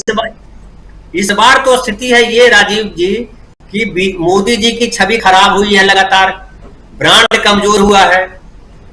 अच्छा, जिस तरह से आप कर्नाटक में देखा, अपने मध्य प्रदेश में भी देख लीजिए कि वो अक्सर राकेश भाई बोलते हैं कि वहां महाराज हैं, शिवराज हैं और एक और राज, तो ढेर सारे राज जो है वहां कर रहे हैं, एक नाराज है ना। तो वो आप देख ही रहे हैं। तो एक लेकर के अगर गुजरात की बात करें तो बताइए, अच्छी आपने बात याद दिलाई, 26 सीट को लेकर के कैसे सरकार बनेगी? तो इनकी चिंता जो है बिहार, झारखंड और उत्तर प्रदेश से इसलिए है कि नीतीश कुमार जो 23 तारीख को कर रहे हैं, उस गठबंधन का स्वर क्या निकलता है। और इनको लगता है कि अगर वाकई गठबंधन हो गया तो इनकी फजीहत होने वाली है, हार नहीं होने वाली है, फजीहत होने वाली है। होने के मतलब होता है मुंह दिखाने लायक नहीं रहे। तो जैसा कि स्वामी जी अक्सर बोलते रहते हैं, फाफड़ा ढोकला, हालांकि मैं तो बड़ा अच्छा मानता हूं स्वामी जी, फाफड़ा ढोकला मैं भी खाता हूं, जलेबी के साथ बड़ा टेस्टी लगता है। और मैं अक्सर बोलता हूं कि गुजरात जो है दुनिया में एक ऐसा स्टेट है जिसने ऐसे 2 गांधी और सरदार वल्लभ भाई पटेल, और गांधी तो ऐसा रत्न है जो पूरी दुनिया में जाना जाता है, उसे जगमगा रही है पूरी दुनिया। उनको मोमबत्ती जो है, मोमबत्ती की रोशनी और सूरज की रोशनी में जो अंतर होता है, गांधी और मोदी जी में अंतर है। आप चाहे जितना गोली मारो, गांधी मरने वाले नहीं है। तो ये जो कर रहे हैं, मुझे लगता है सारा तनाव बीजेपी में जो खलबली है, और इनके बयानों को बहुत महत्व नहीं दीजिए। अनुराग ठाकुर हो या ये जो है रविशंकर प्रसाद हो, देखिए क्या राजनाथ सिंह कुछ बोलने आ रहे हैं? राजनाथ सिंह को बोलने आना चाहिए। राजनाथ सिंह तो इस इलाके के बड़े नेता हैं, उत्तर प्रदेश बिहार के लिए ठाकुरों के बड़े नेता, राजपूत नेता माने जाते हैं, मुख्यमंत्री भी रहे हैं उत्तर प्रदेश के, लेकिन वो चुप्पी क्यों साधे हुए? क्योंकि उनको हकीकत पता है कि कहां जा रहे हैं। तो मुझे लगता है कि खलबली है, और खलबली धीरे धीरे और बढ़ेगी राजीव जी, खलबली कम नहीं होने वाली है। 24 तारीख को देखिए खलबली और बढ़ गई जी। 23 तारीख को मीटिंग है, 23 के बाद ये खलबली और बढ़ जाएगी, जैसा कह रहे हैं धनंजय जी। आना चाहता हूं अमलेंदु उपाध्याय जी आपके पास। अमलेंदु जी, किस रूप में आप देखते हैं? इधर राहुल गांधी आज रात को वापस लौट रहे हैं हिंदुस्तान, और उधर प्रधानमंत्री नरेंद्र मोदी अमेरिका गए हुए हैं, और मतलब अब पहुंचने रास्ते में, अमेरिका के रास्ते में, और राहुल गांधी वापसी। और ऐसे में अमेरिका में जो राहुल गांधी करके आ रहे हैं और उसके बाद जो कुछ वहां हो रहा है, जैसा प्रशांत टंडन जी बता भी रहे थे थोड़ी देर पहले, यहीं से खलबली की शुरुआत है क्या, ये माना जाए? निश्चित तौर पर राजीव जी, खलबली तो शुरू हो गई है। और जिस तरीके से हमारा जो कॉर्पोरेट मीडिया है वो मोदी कर रहा है, उससे तो ये साफ मालूम पड़ता है कि मोदी जी के ऊपर दबाव बहुत भारी पड़ गया है। राहुल गांधी की अमेरिका यात्रा के बाद अब मोदी जी के ऊपर दबाव है बहुत ज्यादा कि उनको अपने को साबित करना है। हाउडी मोदी जैसा वो करके आए थे कि वैसा ही उनका जो है वो अभी तक जलवा कायम है और राहुल गांधी की यात्रा के बाद उनके ऊपर कोई असर नहीं पड़ा है। ये साबित करने का बहुत बड़ा दबाव इस समय प्रधानमंत्री नरेंद्र मोदी के ऊपर है। मुझे लगता है कि पिछली जितनी भी यात्राएं प्रधानमंत्री की रही है तमाम देशों की, उन पे जितना खर्चा हुआ होगा उसका कई गुना ज्यादा खर्चा जो है प्रधानमंत्री की इस यात्रा पे होगा। हालांकि ये उनकी राजकीय यात्रा है, मतलब जो बाइडेन और मिसेस जिल बाइडेन जो है उनकी निमंत्रण पे है, लेकिन खर्चा जो मोदी कराने के लिए अमेरिका में किया जा रहा है वो बहुत ज्यादा होगा इस बार जो है कुल मिलाकर के। अच्छी बात है कि सब मंदी का समय चल रहा है तो अब कुछ लोगों के पैसे भी बने, लेकिन सवाल ये कि उससे भारतीय व्यापारियों को फायदा नहीं होगा। जो वहां मोदी करने के लिए इकट्ठा किए जाएंगे तो वहां अमेरिका की इकोनॉमी को ही उससे थोड़ा बहुत बूस्ट मिलेगा जो वहां खर्चा किया जाएगा। ये खर्चा अगर यहाँ होता मोदी कराने के लिए तो कुछ भारत की इकोनॉमी को भी कुछ फायदा होता तो अच्छी बात होती। लेकिन चूंकि वो अमेरिका जा रहे हैं और उनके मित्र जो हैं डोनाल्ड ट्रंप वहां पहले ही नारा लगा चुके हैं अमेरिका फर्स्ट, तो मोदी जी अमेरिका फर्स्ट करने के लिए जा रहे हैं। मोदी जी के लिए कभी भारत फर्स्ट रहा नहीं, इंडिया फर्स्ट रहा नहीं कभी भी। उनके लिए तो उनकी दोस्ती फर्स्ट रही, वहां जाके हाउडी मोदी कर गया है, हाउडी इंडिया तो किया नहीं उन्होंने वहां जाकर के किसी भी तरीके से। तो प्रधानमंत्री नरेंद्र मोदी किस तरीके से भारत को दांव पे लगा करके और वहां जो है वो अब गए हैं अपना स्वागत सत्कार कराने के लिए। अब देखना ये है कि उनके जो मित्र दूसरे वो वहां क्या करते हैं, जो उनके असली मित्र हैं जिनके लिए उन्होंने हाउडी मोदी किया था। तो अब ये राजीव जी उनके ऊपर बहुत बड़ा संकट तो निश्चित तौर पर है प्रधानमंत्री के ऊपर, और उनके चेहरे पे जो भाव है चिंता वो साफ पढ़े जा सकते हैं प्रधानमंत्री के। मतलब जो उनके विजुअल्स आ रहे हैं और जो क्लोज विजुअल्स आ रहे हैं उनसे साफ लगता है कि प्रधानमंत्री के ऊपर बहुत ज्यादा दबाव जो है वो है इस समय बना हुआ है, और भारतीय जनता पार्टी भी काफी ज्यादा दबाव में इस समय महसूस हो रही है। अब जिस तरीके से ऐसे अगर विजुअल देखे होंगे आज जब प्रधानमंत्री जा रहे थे, और हमेशा उत्साहित रहते हैं, खुश रहते हैं, लेकिन बहुत दुखी मन से वो आज बाय बाय कर रहे थे, बहुत दुखी मन से जा रहे थे। ये समझ में नहीं आया कि हमेशा हंसमिजाज खुशमिजाज जो रहे हैं प्रधानमंत्री जी, वो आज दुखी मन से क्यों जा रहे हैं। अमेरिका जा रहे थे तो बहुत शायद उनको ये पीड़ा, ये बेचैनी उनके अंदर भी होगी कि पता नहीं वहाँ क्या क्या किन किन विरोधों का सामना करना पड़ेगा। और उन विरोध की जब हम बात कर रहे हैं तो अभी ठीक इस कार्यक्रम के बाद एक इंटरव्यू आप देखेंगे, जो लोग विरोध करने वाले हैं उनमें से एक, उनका इंटरव्यू प्रशांत टंडन जी अभी थोड़ी देर बाद वो लाइव आप देखेंगे ठीक इस कार्यक्रम के बाद कि कौन लोग विरोध करने जा रहे हैं, क्यों विरोध करेंगे प्रधानमंत्री नरेंद्र मोदी का, ठीक इस कार्यक्रम के बाद आप देखिए।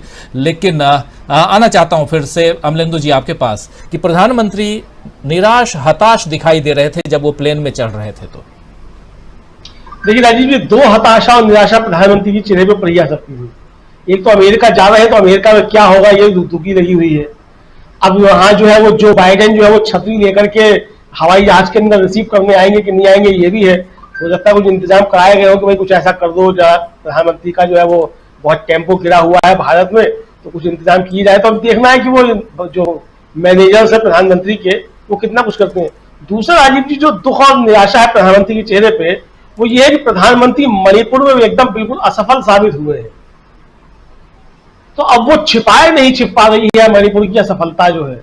मुझे लगता है कि उससे बचने का प्रयास कर रहे हैं, और सवाल देश के अंदर भी उठ रहे हैं और देश के बाहर भी उठ रहे हैं कि जब आपका एक राज्य जो है जहां वायदा करके आए थे कि आप उसको प्राथमिकता देंगे, वो 45 दिनों से चल रहा है, आपके केंद्रीय मंत्री का घर जला दिया जा रहा है, वहां के प्रशासनिक अधिकारियों के घर जलाए जा रहे हैं, भारतीय जनता पार्टी के दफ्तर पे हमला हो रहा है। ऐसे समय में प्रधानमंत्री जो है वो मणिपुर की चिंता ना करके अगर अमेरिका में जो है वो मोदी कराने के लिए जा रहे हैं तो जाहिर सी बात है कि देश के अंदर भी बदनामी हो रही है और देश के बाहर भी बदनामी हो रही है। और मुझे लगता है कि ये जो भाव है ये प्रधानमंत्री के चेहरे पे साफ पड़ा जा सकता है कि किस तरीके से इस बदनामी से छुटकारा पाएगा। मुझे लगता है कि अब जो कॉर्पोरेट मीडिया है उसको कुछ टास्क दिया गया होगा कि ये दाग धब्बे जो है इनको किस तरीके से साफ किया जाना है, किस तरीके से इस पे जो है वो रोगन पॉलिश सब किया जाना है, ये सब चीजें हैं, तो वो दबाव तो साफ तौर पर राजीव जी दिखाई पड़ रहे हैं। इधर दबाव जो दूसरा एक और है, वो जाहिर सी बात है कि प्रधानमंत्री जाएंगे। अब कल सुना जाता है कि वो न्यूयॉर्क में संयुक्त राष्ट्र सभा का जो है वहां जाकर के योग भी करेंगे, वहां जाकर के अब अनुलोम विलोम करेंगे कि शीर्षासन करेंगे, ये देखना होगा। पंडित नेहरू की तो जो है वो बहुत चित्र वायरल होते हैं शीर्षासन करते हुए कि पंडित नेहरू शीर्षासन कर रहे हैं। अब देखना यह है कि हमारे प्रधानमंत्री जो जिन्होंने दावा है कि उन्होंने अंतर्राष्ट्रीय योग दिवस मनवाया है और योग को अंतर्राष्ट्रीय प्रतिष्ठा दिलवाई है, वो शीर्षासन कर पाते हैं नहीं कर पाते हैं, कौन सा वहां करते हैं। अब वो दंडवत प्रणाम तो सेंगोल को ठीक से हुआ नहीं था, उसमें दोष थे बहुत ज्यादा, तो वो भी सब वायरल हो रहा है। मतलब ये है कि कुल मिला के जो भी आप काम करें उसमें आपको पूर्णतः निपुण होना चाहिए। फिर आप चाहे वो दंडवत प्रणाम करें और चाहे आप योगासन करें, जो भी आप करें उसमें आपको निपुण होना चाहिए। अब देखना ही होगा कि वहां से जो तस्वीरें आती हैं योगाभ्यास की प्रधानमंत्री की, वो किस तरीके से और कौन सा नया योग जो है वो प्रधानमंत्री वहां ईजाद करते हैं कि ये जो है नया नरेंद्र मोदी आसन है जो प्रधानमंत्री वहां कर रहे हैं, ये भी देखना होगा। इधर जो है उल्टा आसन जो है प्रधानमंत्री को भारतीय जनता पार्टी को पूरी को जो है वो शीर्षासन कराने की तैयारी विपक्ष कर रहा है यहाँ 23 जून की बैठक के जरिए कि किसी तरीके से भारतीय जनता पार्टी को शीर्षासन कराया जाए। तो अब जो है वो सुनील शुक्ला जी बता ही गए हैं कि वो जो अनुराग ठाकुर साहब बोल रहे थे कि वो पुल पे जाकर के सवाल किया जाए, तो पुल पे तो सवाल होंगे निश्चित तौर पे। उसी पुल का ठेका जो है वो गुजरात में भी है और गुजरात की कंपनी है, प्रधानमंत्री ने ही जाकर के उसका शिलान्यास किया था उस पुल का। तो मुझे लगता है कि इसकी जांच कराई जानी चाहिए सीबीआई से कि ठेका दिया किसने था। अनुराग ठाकुर साहब केंद्र में मौजूद है, सीबीआई जांच करवाए उसकी पुल की किसने दिया गया था, लेकिन वो जांच नहीं होगी किसी भी हाल में, क्योंकि जांच अगर हो जाएगी तो सीबीआई को दबाव आ जाएगा फिर कि किस तरीके से जांच होनी है। अब वो सब चीजें हैं, बहरहाल चूंकि राजनीति है और जनता की याददाश्त भी थोड़ी कमजोर होती है, ऐसा राजनेता मानते हैं। अब होती या नहीं होती वो अलग का मसला है, लेकिन राजनेता ऐसा मानते हैं कि चूंकि जनता की याददाश्त कमजोर होती है तो कुछ भी बोल के बोला जा सकता है। मन की बातें तो करनी है, तो मन की बातें हैं, मन की बातें की जा रही हैं, तो अब मन की बात करने का अधिकार है प्रधानमंत्री को थोड़ी, उनके बाकी मंत्रियों को भी है। तो बाकी मंत्री भी कर रहे हैं और जो मंत्रिमंडल से बाहर हो गए वो भी मन की बात कर रहे हैं, और मन की बात में लिट्टी चोखा भी कर रहे हैं हमारे रविशंकर प्रसाद जी। अब पता नहीं दिल्ली में आकर के वो कितना लिट्टी चोखा खाते या नहीं खाते हैं, और यहाँ कैसे जो गोबर का इंतजाम करते हैं लिट्टी को भूनने के लिए, अब ये कहा नहीं जा सकता है। लेकिन कुल मिला के राजीव जी प्रधानमंत्री के ऊपर संकट निश्चित तौर पर है, उनकी छवि के ऊपर सबसे बड़ा संकट है। और जो जिस तरीके से कर्नाटक में टेंट लगा है और जिस तरीके से आने वाले विधानसभा चुनाव है उसमें जो परिस्थितियां बन रही हैं, उससे साफ लग रहा है कि टेंट लगना हो, विपक्षी एकता अगर मजबूत हो जाती है, मैं कहता हूं कि 4-5 राज्यों में ही, नए राज्यों में भी अगर विपक्षी एकता हो जाती है, स्ट्रेटेजिक अलायंस हो जाते हैं, तो वो भी भारतीय जनता पार्टी के लिए परेशानी बढ़ने वाली है। और सबसे बड़ी बात राजीव जी ये है कि प्रधानमंत्री के नेतृत्व में 2019 में भारतीय जनता पार्टी ने जिन राज्यों में 100% सफलता पाई थी, अब वहां सीटें तो बढ़ने वाली नहीं है। भाई गुजरात में सीटें आप कहां से लाएंगे, पाकिस्तान से देके थोड़ी आ जाएंगे आप गुजरात में सीटें, सबकी सब आपके पास थी। राजस्थान में सारी की सारी आपके पास थी, मध्य प्रदेश में एक सीट छोड़ के सारी की सारी आपके पास थी। तो अब यहां सीटें पाकिस्तान से लाके नहीं बढ़ेंगी किसी तरीके से। तो अब दिक्कत यह है कि सीटें बढ़ेंगी कहां से, सब जगह से कम होने की आसान है। तो विपक्षी एकता जो होती है उससे निश्चित तौर पर भारतीय जनता पार्टी को परेशानी होगी, सरकार तो खतरे में होगी। बाकी गिरती है किसी सरकार नहीं गिनती है, किसकी बनती है वो अलग का मसला है, उसके बारे में कोई भविष्यवाणी नहीं कर सकता। हमको भविष्य में इतना है, एक एनालिसिस अपना पत्रकार होने के नाते करते हो, पत्रकार होने के नाते ये विश्लेषण कर रहे हैं कि भारतीय जनता पार्टी गहरे संकट में है और भारतीय जनता पार्टी की परेशानी जो है वो प्रधानमंत्री के माथे पे पड़ रही परेशानी से समझी जा सकती है। जी, प्रधानमंत्री की परेशानी, बीजेपी की परेशानी, और इन परेशानियों की शुरुआत कहां से होती है, अगर उधर जाएं तो कहीं ना कहीं राहुल गांधी दिखाई देते हैं। ये सारे परेशानियों का जड़ जो है वो राहुल गांधी हैं। प्रोफेसर अखिल स्वामी जी, अभी प्रधानमंत्री के जाने से पहले अमेरिका पहुंच गए राहुल गांधी, और वहां उन्होंने जो बातें कही उससे परेशानी। फिर राहुल गांधी ने वहां के लोगों को, जो विपक्षी हो विरोधी हो जो भी कह लें, उन लोगों को इतना मत दिया कि वो अब बिल्कुल एक्टिव मोड में आ गए हैं।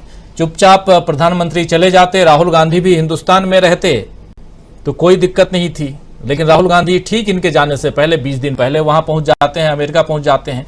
यानी परेशानी का सबब जो है वो राहुल गांधी है। और राहुल गांधी, अभी हमारी एक दर्शक हैं वो लिख रही हैं कि जब दोनों का प्लेन आमने सामने होगा तो कुछ टिप्स दे सकते हैं राहुल गांधी प्रधानमंत्री को, क्योंकि राहुल गांधी वापस आ रहे हैं और प्रधानमंत्री जा रहे हैं।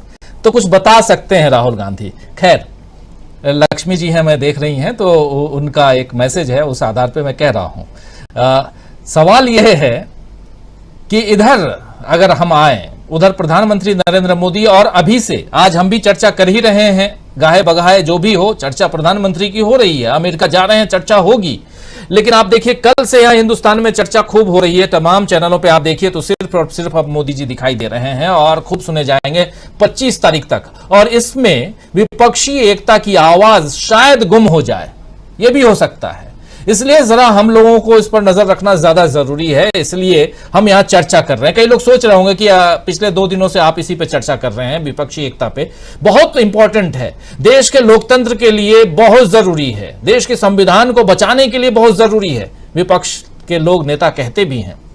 उस आधार पर देखा जाए तो ये पटना के बैठक को और उसमें राहुल गांधी की भूमिका को, उसमें नीतीश कुमार की भूमिका को, और अभी बहुत सारी चीजें, बिल्कुल जैसे केजरीवाल हैं, कांग्रेस को गाली देंगे।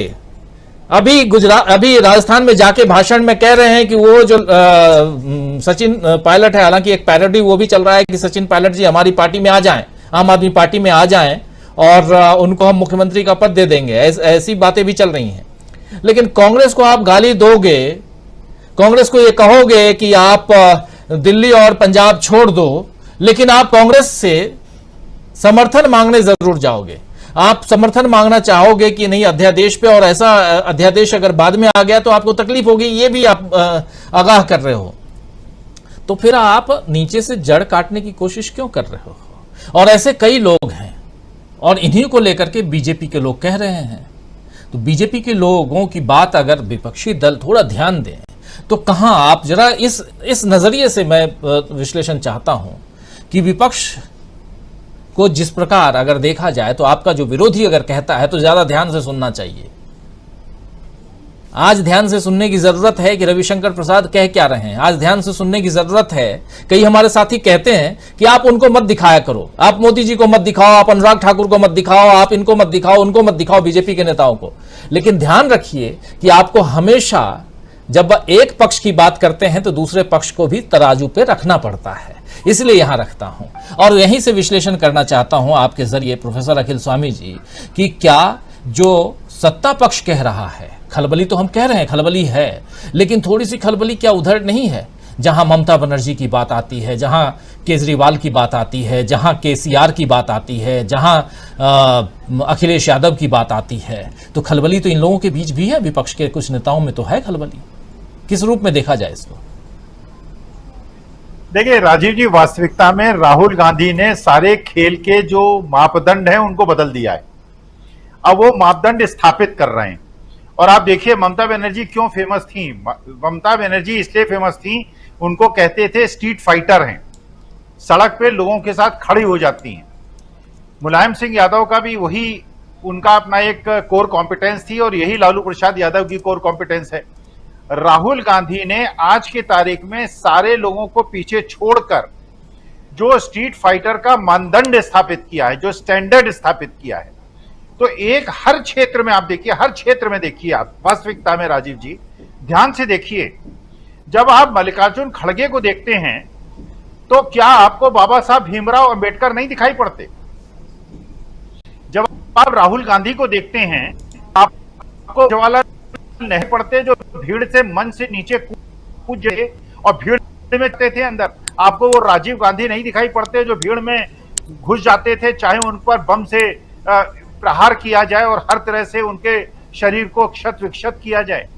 देखिए राहुल गांधी एक प्रकार का, चाहे वो ब्रिटेन गए, चाहे वो अमेरिका गए, चाहे उन्होंने ट्रक की सवारी की, चाहे हिंदुस्तान में घूमे, चाहे पदयात्रा की, उन्होंने जो मानदंड स्थापित किए हैं, उन्होंने जो डिफरेंशिएटर क्रिएट कर दिया है, ये डिफरेंशिएटर जब आपने क्रिएट कर दिया तो इसको सामने रखना। और जैसे आपके श्रोताओं ने कहा, क्या बीजेपी के नेताओं, देखिए बीजेपी के नेताओं को दिखाने से अच्छी बात ये होती है, आपको दिखाई पड़ता है कि दोनों के बीच का कंपैरिजन देखिए। आपने राहुल गांधी को हमेशा नीतियों का विरोध करते हुए देखा, व्यक्ति का विरोध करते हुए नहीं देखा।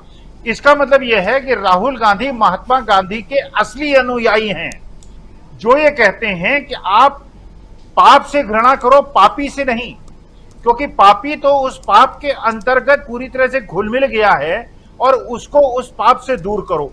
तो वास्तविकता में राहुल गांधी जो मानदंड स्थापित कर रहे हैं, जो अपनी कोर कॉम्पिटेंस को स्थापित कर रहे हैं और जनता के सामने दृश्य प्रस्तुत कर रहे हैं, जैसे देखिए धनंजय जी ने कहा, वास्तविकता में गुजरात के जो सपूत का उन्होंने नाम लिया, महात्मा गांधी और सरदार पटेल, ये मेरे आदर्श हैं।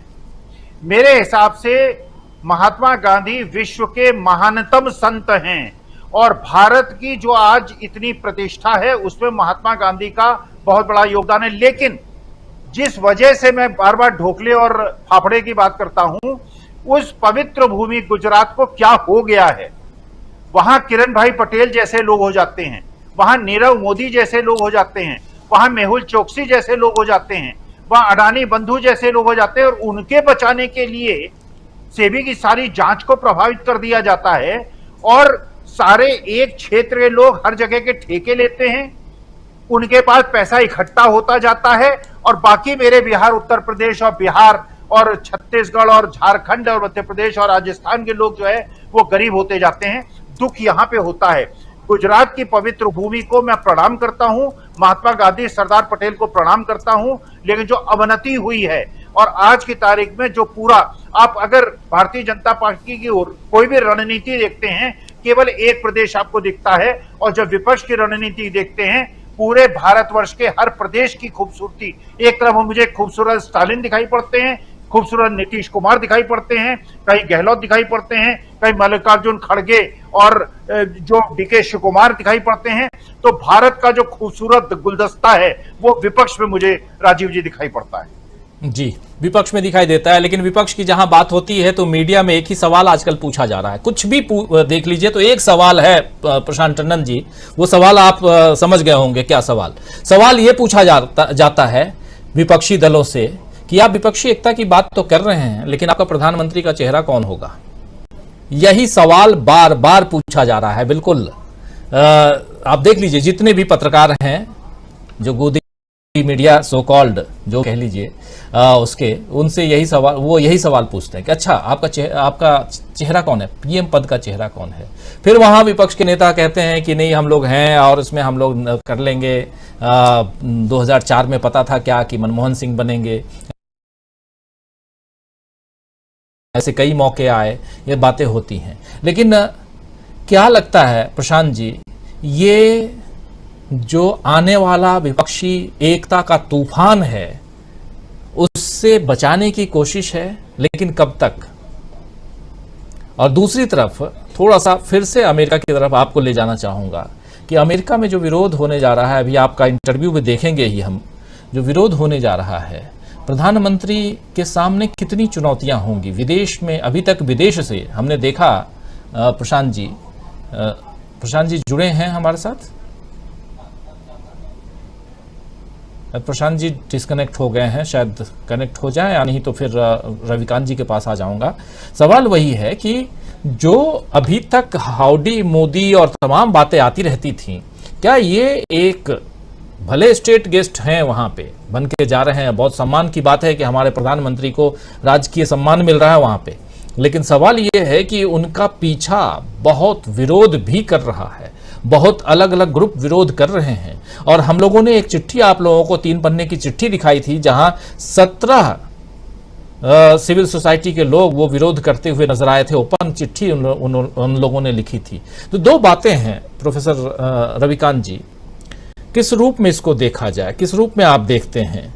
इधर राहुल गांधी, इधर विपक्षी एकता पर प्रहार करने की कोशिश मीडिया के जरिए, जिसमें आपका चेहरा कौन है, नेता कौन है ये, और दूसरी तरफ जो माइलेज लेने की कोशिश प्रधानमंत्री करते रहे हैं, क्या लगता है अब वो माइलेज, चाहे अमेरिका हो या इंग्लैंड हो चाहे ऑस्ट्रेलिया हो। प्रशांत जी आ गए, चलिए प्रशांत जी के पास। प्रशांत जी बार बार डिस्कनेक्ट हो रहे हैं। हाँ थोड़ा चलिए रविकांत जी आप जी। रविकांत जी देखिए, राहुल गांधी की यात्रा के बाद नरेंद्र मोदी की यात्रा पर बहुत सारे सवाल होने हैं, इसमें कोई दो राय नहीं। राहुल गांधी ने जिस तरह एक्सपोज किया है नरेंद्र मोदी को, और इस बात को रेखांकित किया है कि भारत में लोकतंत्र पैंदे से लग रहा है।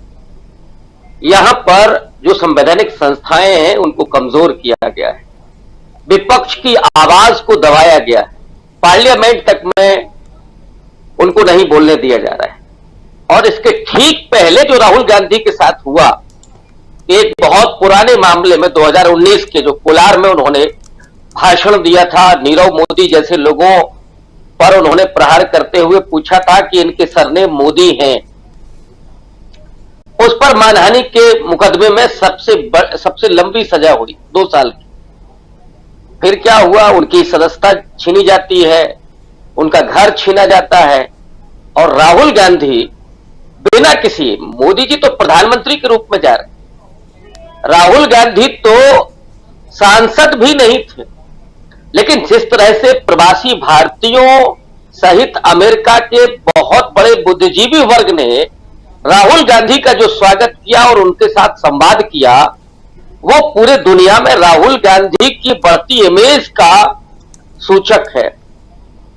और जिस बेबाकी के साथ राहुल गांधी ने बात की, और जिसको मैं बार बार आपके यहां कहता रहा हूं कि राहुल गांधी आज के दौर के सबसे पढ़ाकू और सबसे प्रबुद्ध राजनेता हैं, वो जिन सवालों को उठा रहे थे उसकी छाया में नरेंद्र मोदी वहां पहुंचेंगे।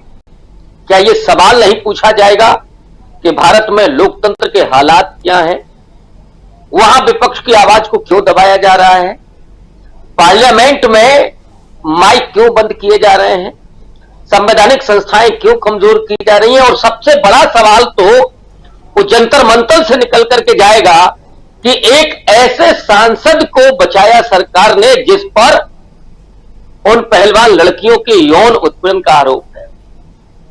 राजीव जी, पश्चिम की दुनिया और खास करके अमेरिका महिलाओं के यौन उत्पीड़कों को और खास करके उसमें बाल उत्पीड़कों को, एक जो पॉस्को एक्ट भारत में लगता है वो किशोर बाय लड़कियों के यौन उत्पीड़न में, जिसमें मामला वापस लिया गया वो, लेकिन ये सबको मालूम है कि किस तरह से वो वापस लिया गया होगा।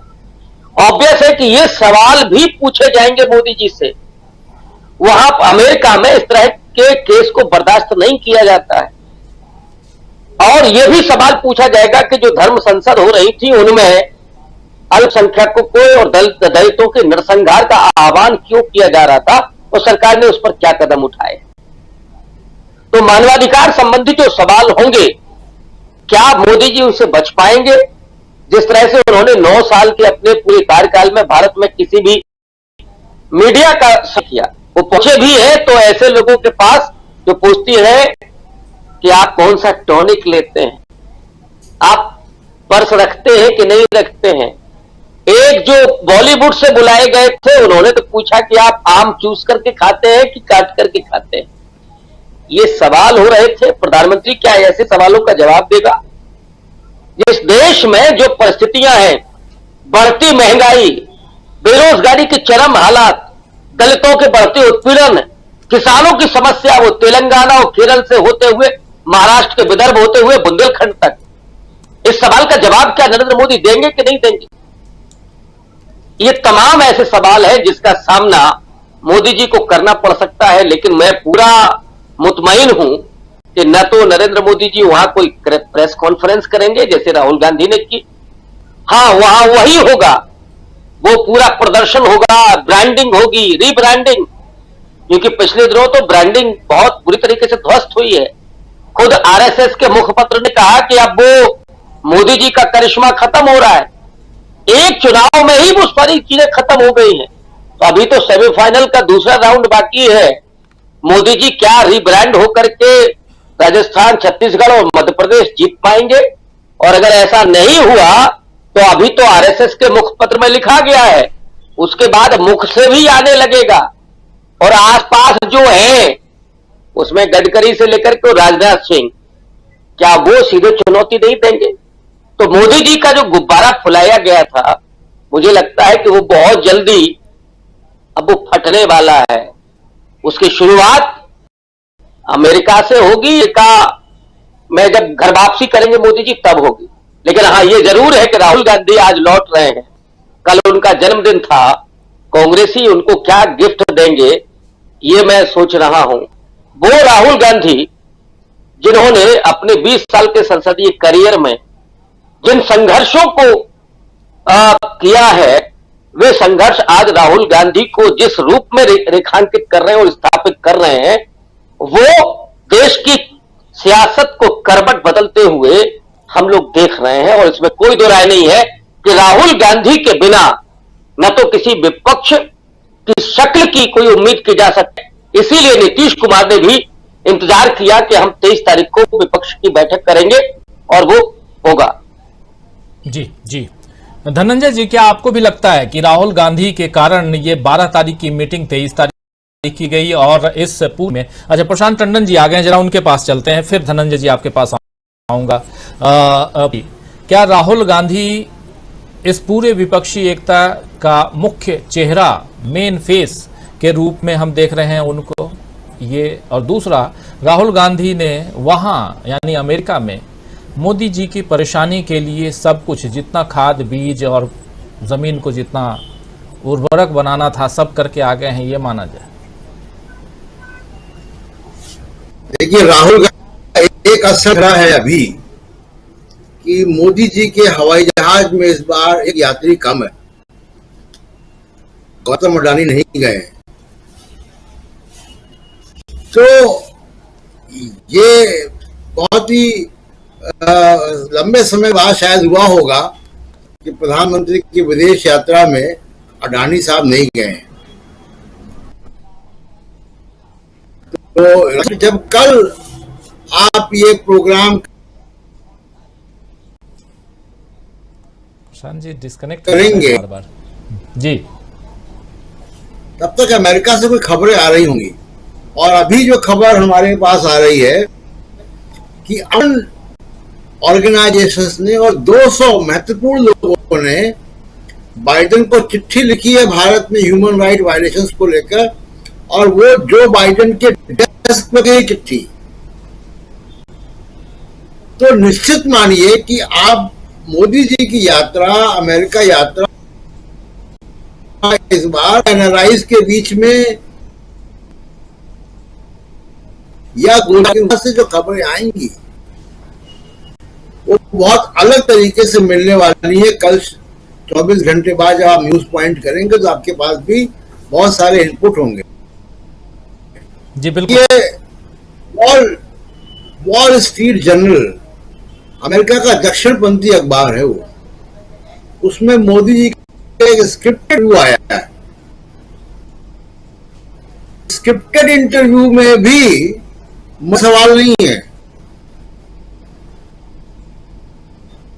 राजीव जी, ऐसा प्रधानमंत्री नहीं देखा जो सवालों से इतना भागता हो। और वो तो जातीय हिंसा हो रही है। आप नहीं है देश के, यहां पे लोग कैंप कर रहे हैं, 50 दिन से जल रहा है मणिपुर। आप कुछ तो बोलिए। तो अमेरिका सवाल तो उठेंगे, अमेरिका में भी उठेंगे सवाल। वहां तो डायस्पोरा लोग हैं और बहुत मिले जुले लोग हैं। जी तो जी प्रशांत जी, आपका थोड़ा डिस्कनेक्ट हो रहा है बार बार। आपकी जो आवाज है काफी डिस्कनेक्ट हो जा रही है। आप शायद वीडियो थोड़ा सा वो डाउन जा रहा है। चलिए, इसके तुरंत बाद आपका इंटरव्यू भी है, तो और भी इस पे हम चर्चा करेंगे। तो क्योंकि कई बार आप कुछ कह रहे थे, अभी वीडियो आपका ठीक दिख रहा है मुझे, कुछ बोलिए जी। नहीं, वो बार बार आज कुछ एक्टिविटी का इशू है यहाँ पे। तो जैसा आपने कहा बार बार कि राहुल गांधी सेंट्रल स्टेज में है, किया हुआ एजेंडा ही पटना में रहेगा और भी राहुल गांधी के सेट किए हुए एजेंडा पे ही मोदी जी को अमेरिका में असर दिखाई देगा अगले 2-3 दिन में, जब वो अमेरिका में रहेंगे। राजीव जी, बिल्कुल बिल्कुल, अमेरिका में 3 दिन तक रहेंगे प्रधानमंत्री नरेंद्र मोदी। और राहुल गांधी की इससे पहले जो अमेरिका में राहुल गांधी अभी अपनी यात्रा को समाप्त करके वापस लौट रहे हैं, आज रात को हिंदुस्तान लौट रहे हैं, तो राहुल गांधी की छाप बिल्कुल दिखाई देगी और एक विरोध जो है, भयंकर विरोध प्रधानमंत्री नरेंद्र मोदी का आप अगले 3 दिनों तक देखेंगे जो पीछा करता हुआ नजर आएगा। लेकिन इधर क्या राहुल गांधी हिंदुस्तान में और विपक्षी दलों के नेता के रूप में भी स्वीकार लिए गए हैं? एक बड़ा सवाल है। इस सवाल के साथ क्लोजिंग कमेंट चाहता हूं धनंजय जी आपसे कि क्या लगता है आपको, राहुल गांधी एक ऐसे नेता जो 4000 किलोमीटर पैदल चल करके और पूरी की पूरी विपक्षी दल ही नहीं हिंदुस्तान के आवाम की जो उनके प्रति सोच थी उसको बदल डालता है, वो फिर यहां से हिंदुस्तान से बाहर जाता है, वहां के लोगों के बीच भी उनके सोच को बदलता है, वो फिर हिंदुस्तान जब वापस आता है तो उनको संसद में अब ना घुसे उसका इंतजाम हो जाता है। और आज की तारीख में ना कोई पद है उनके पास में कांग्रेस पार्टी की तरफ से, ना वो सांसद हैं, एक अदना सा कार्यकर्ता हैं। लेकिन ये अदना सा कार्यकर्ता क्या उस दिशा में जा रहा है जिस दिशा में आज़ादी के समय देश गया था, आपको याद होगा, और उसमें से एक नेता निकल कर आया था, उसका नाम था महात्मा गांधी। मैं महात्मा गांधी से राहुल गांधी की कतई तुलना नहीं करता, महात्मा गांधी को मैं पूजता हूं अपने नजरिए से, लेकिन फिर भी एक अलग आज की तारीख में एक अलग नेता के रूप में उभरता हुआ एक इंसान दिखाई दे रहा है। नाम है राहुल गांधी। क्या अब यहीं से विपक्षी एकता में मजबूती दिखाई देती है? इस रूप में देखा जाए पटना बहुत इंपॉर्टेंट है, इसलिए भी। धनंजय जी अनम्यूट कर लीजिए प्लीज। बार बार विपक्षी नेता की या विपक्षी एकता की हम लोग बात कर रहे हैं, बीजेपी के लोग भी अब बात कर रहे हैं। क्या राहुल गांधी की यात्रा से पहले इस पे कभी बात होती थी? क्या कभी चर्चा हुई विपक्षी एकता की राष्ट्रीय स्तर पर? नहीं हुई। राहुल गांधी की ये जो हुई 3500 किलोमीटर की, और शायद आगे भी करने वाले हैं 2500-4000 किलोमीटर, कितना पता नहीं कितना किलोमीटर होगा वो, तो अरुणाचल प्रदेश से गुजरात भी आएंगे वो। तो ये जो यात्रा से पहले क्या चर्चा होती थी? नहीं होती थी। यात्रा के बाद ये चर्चा हो रही है। फिर यात्रा के बाद कर्नाटक विजय हुआ। फिर उसके बाद जो है आप देखिए कि जो नीतीश कुमार जो एक इम्पोर्टेंट धड़ा थे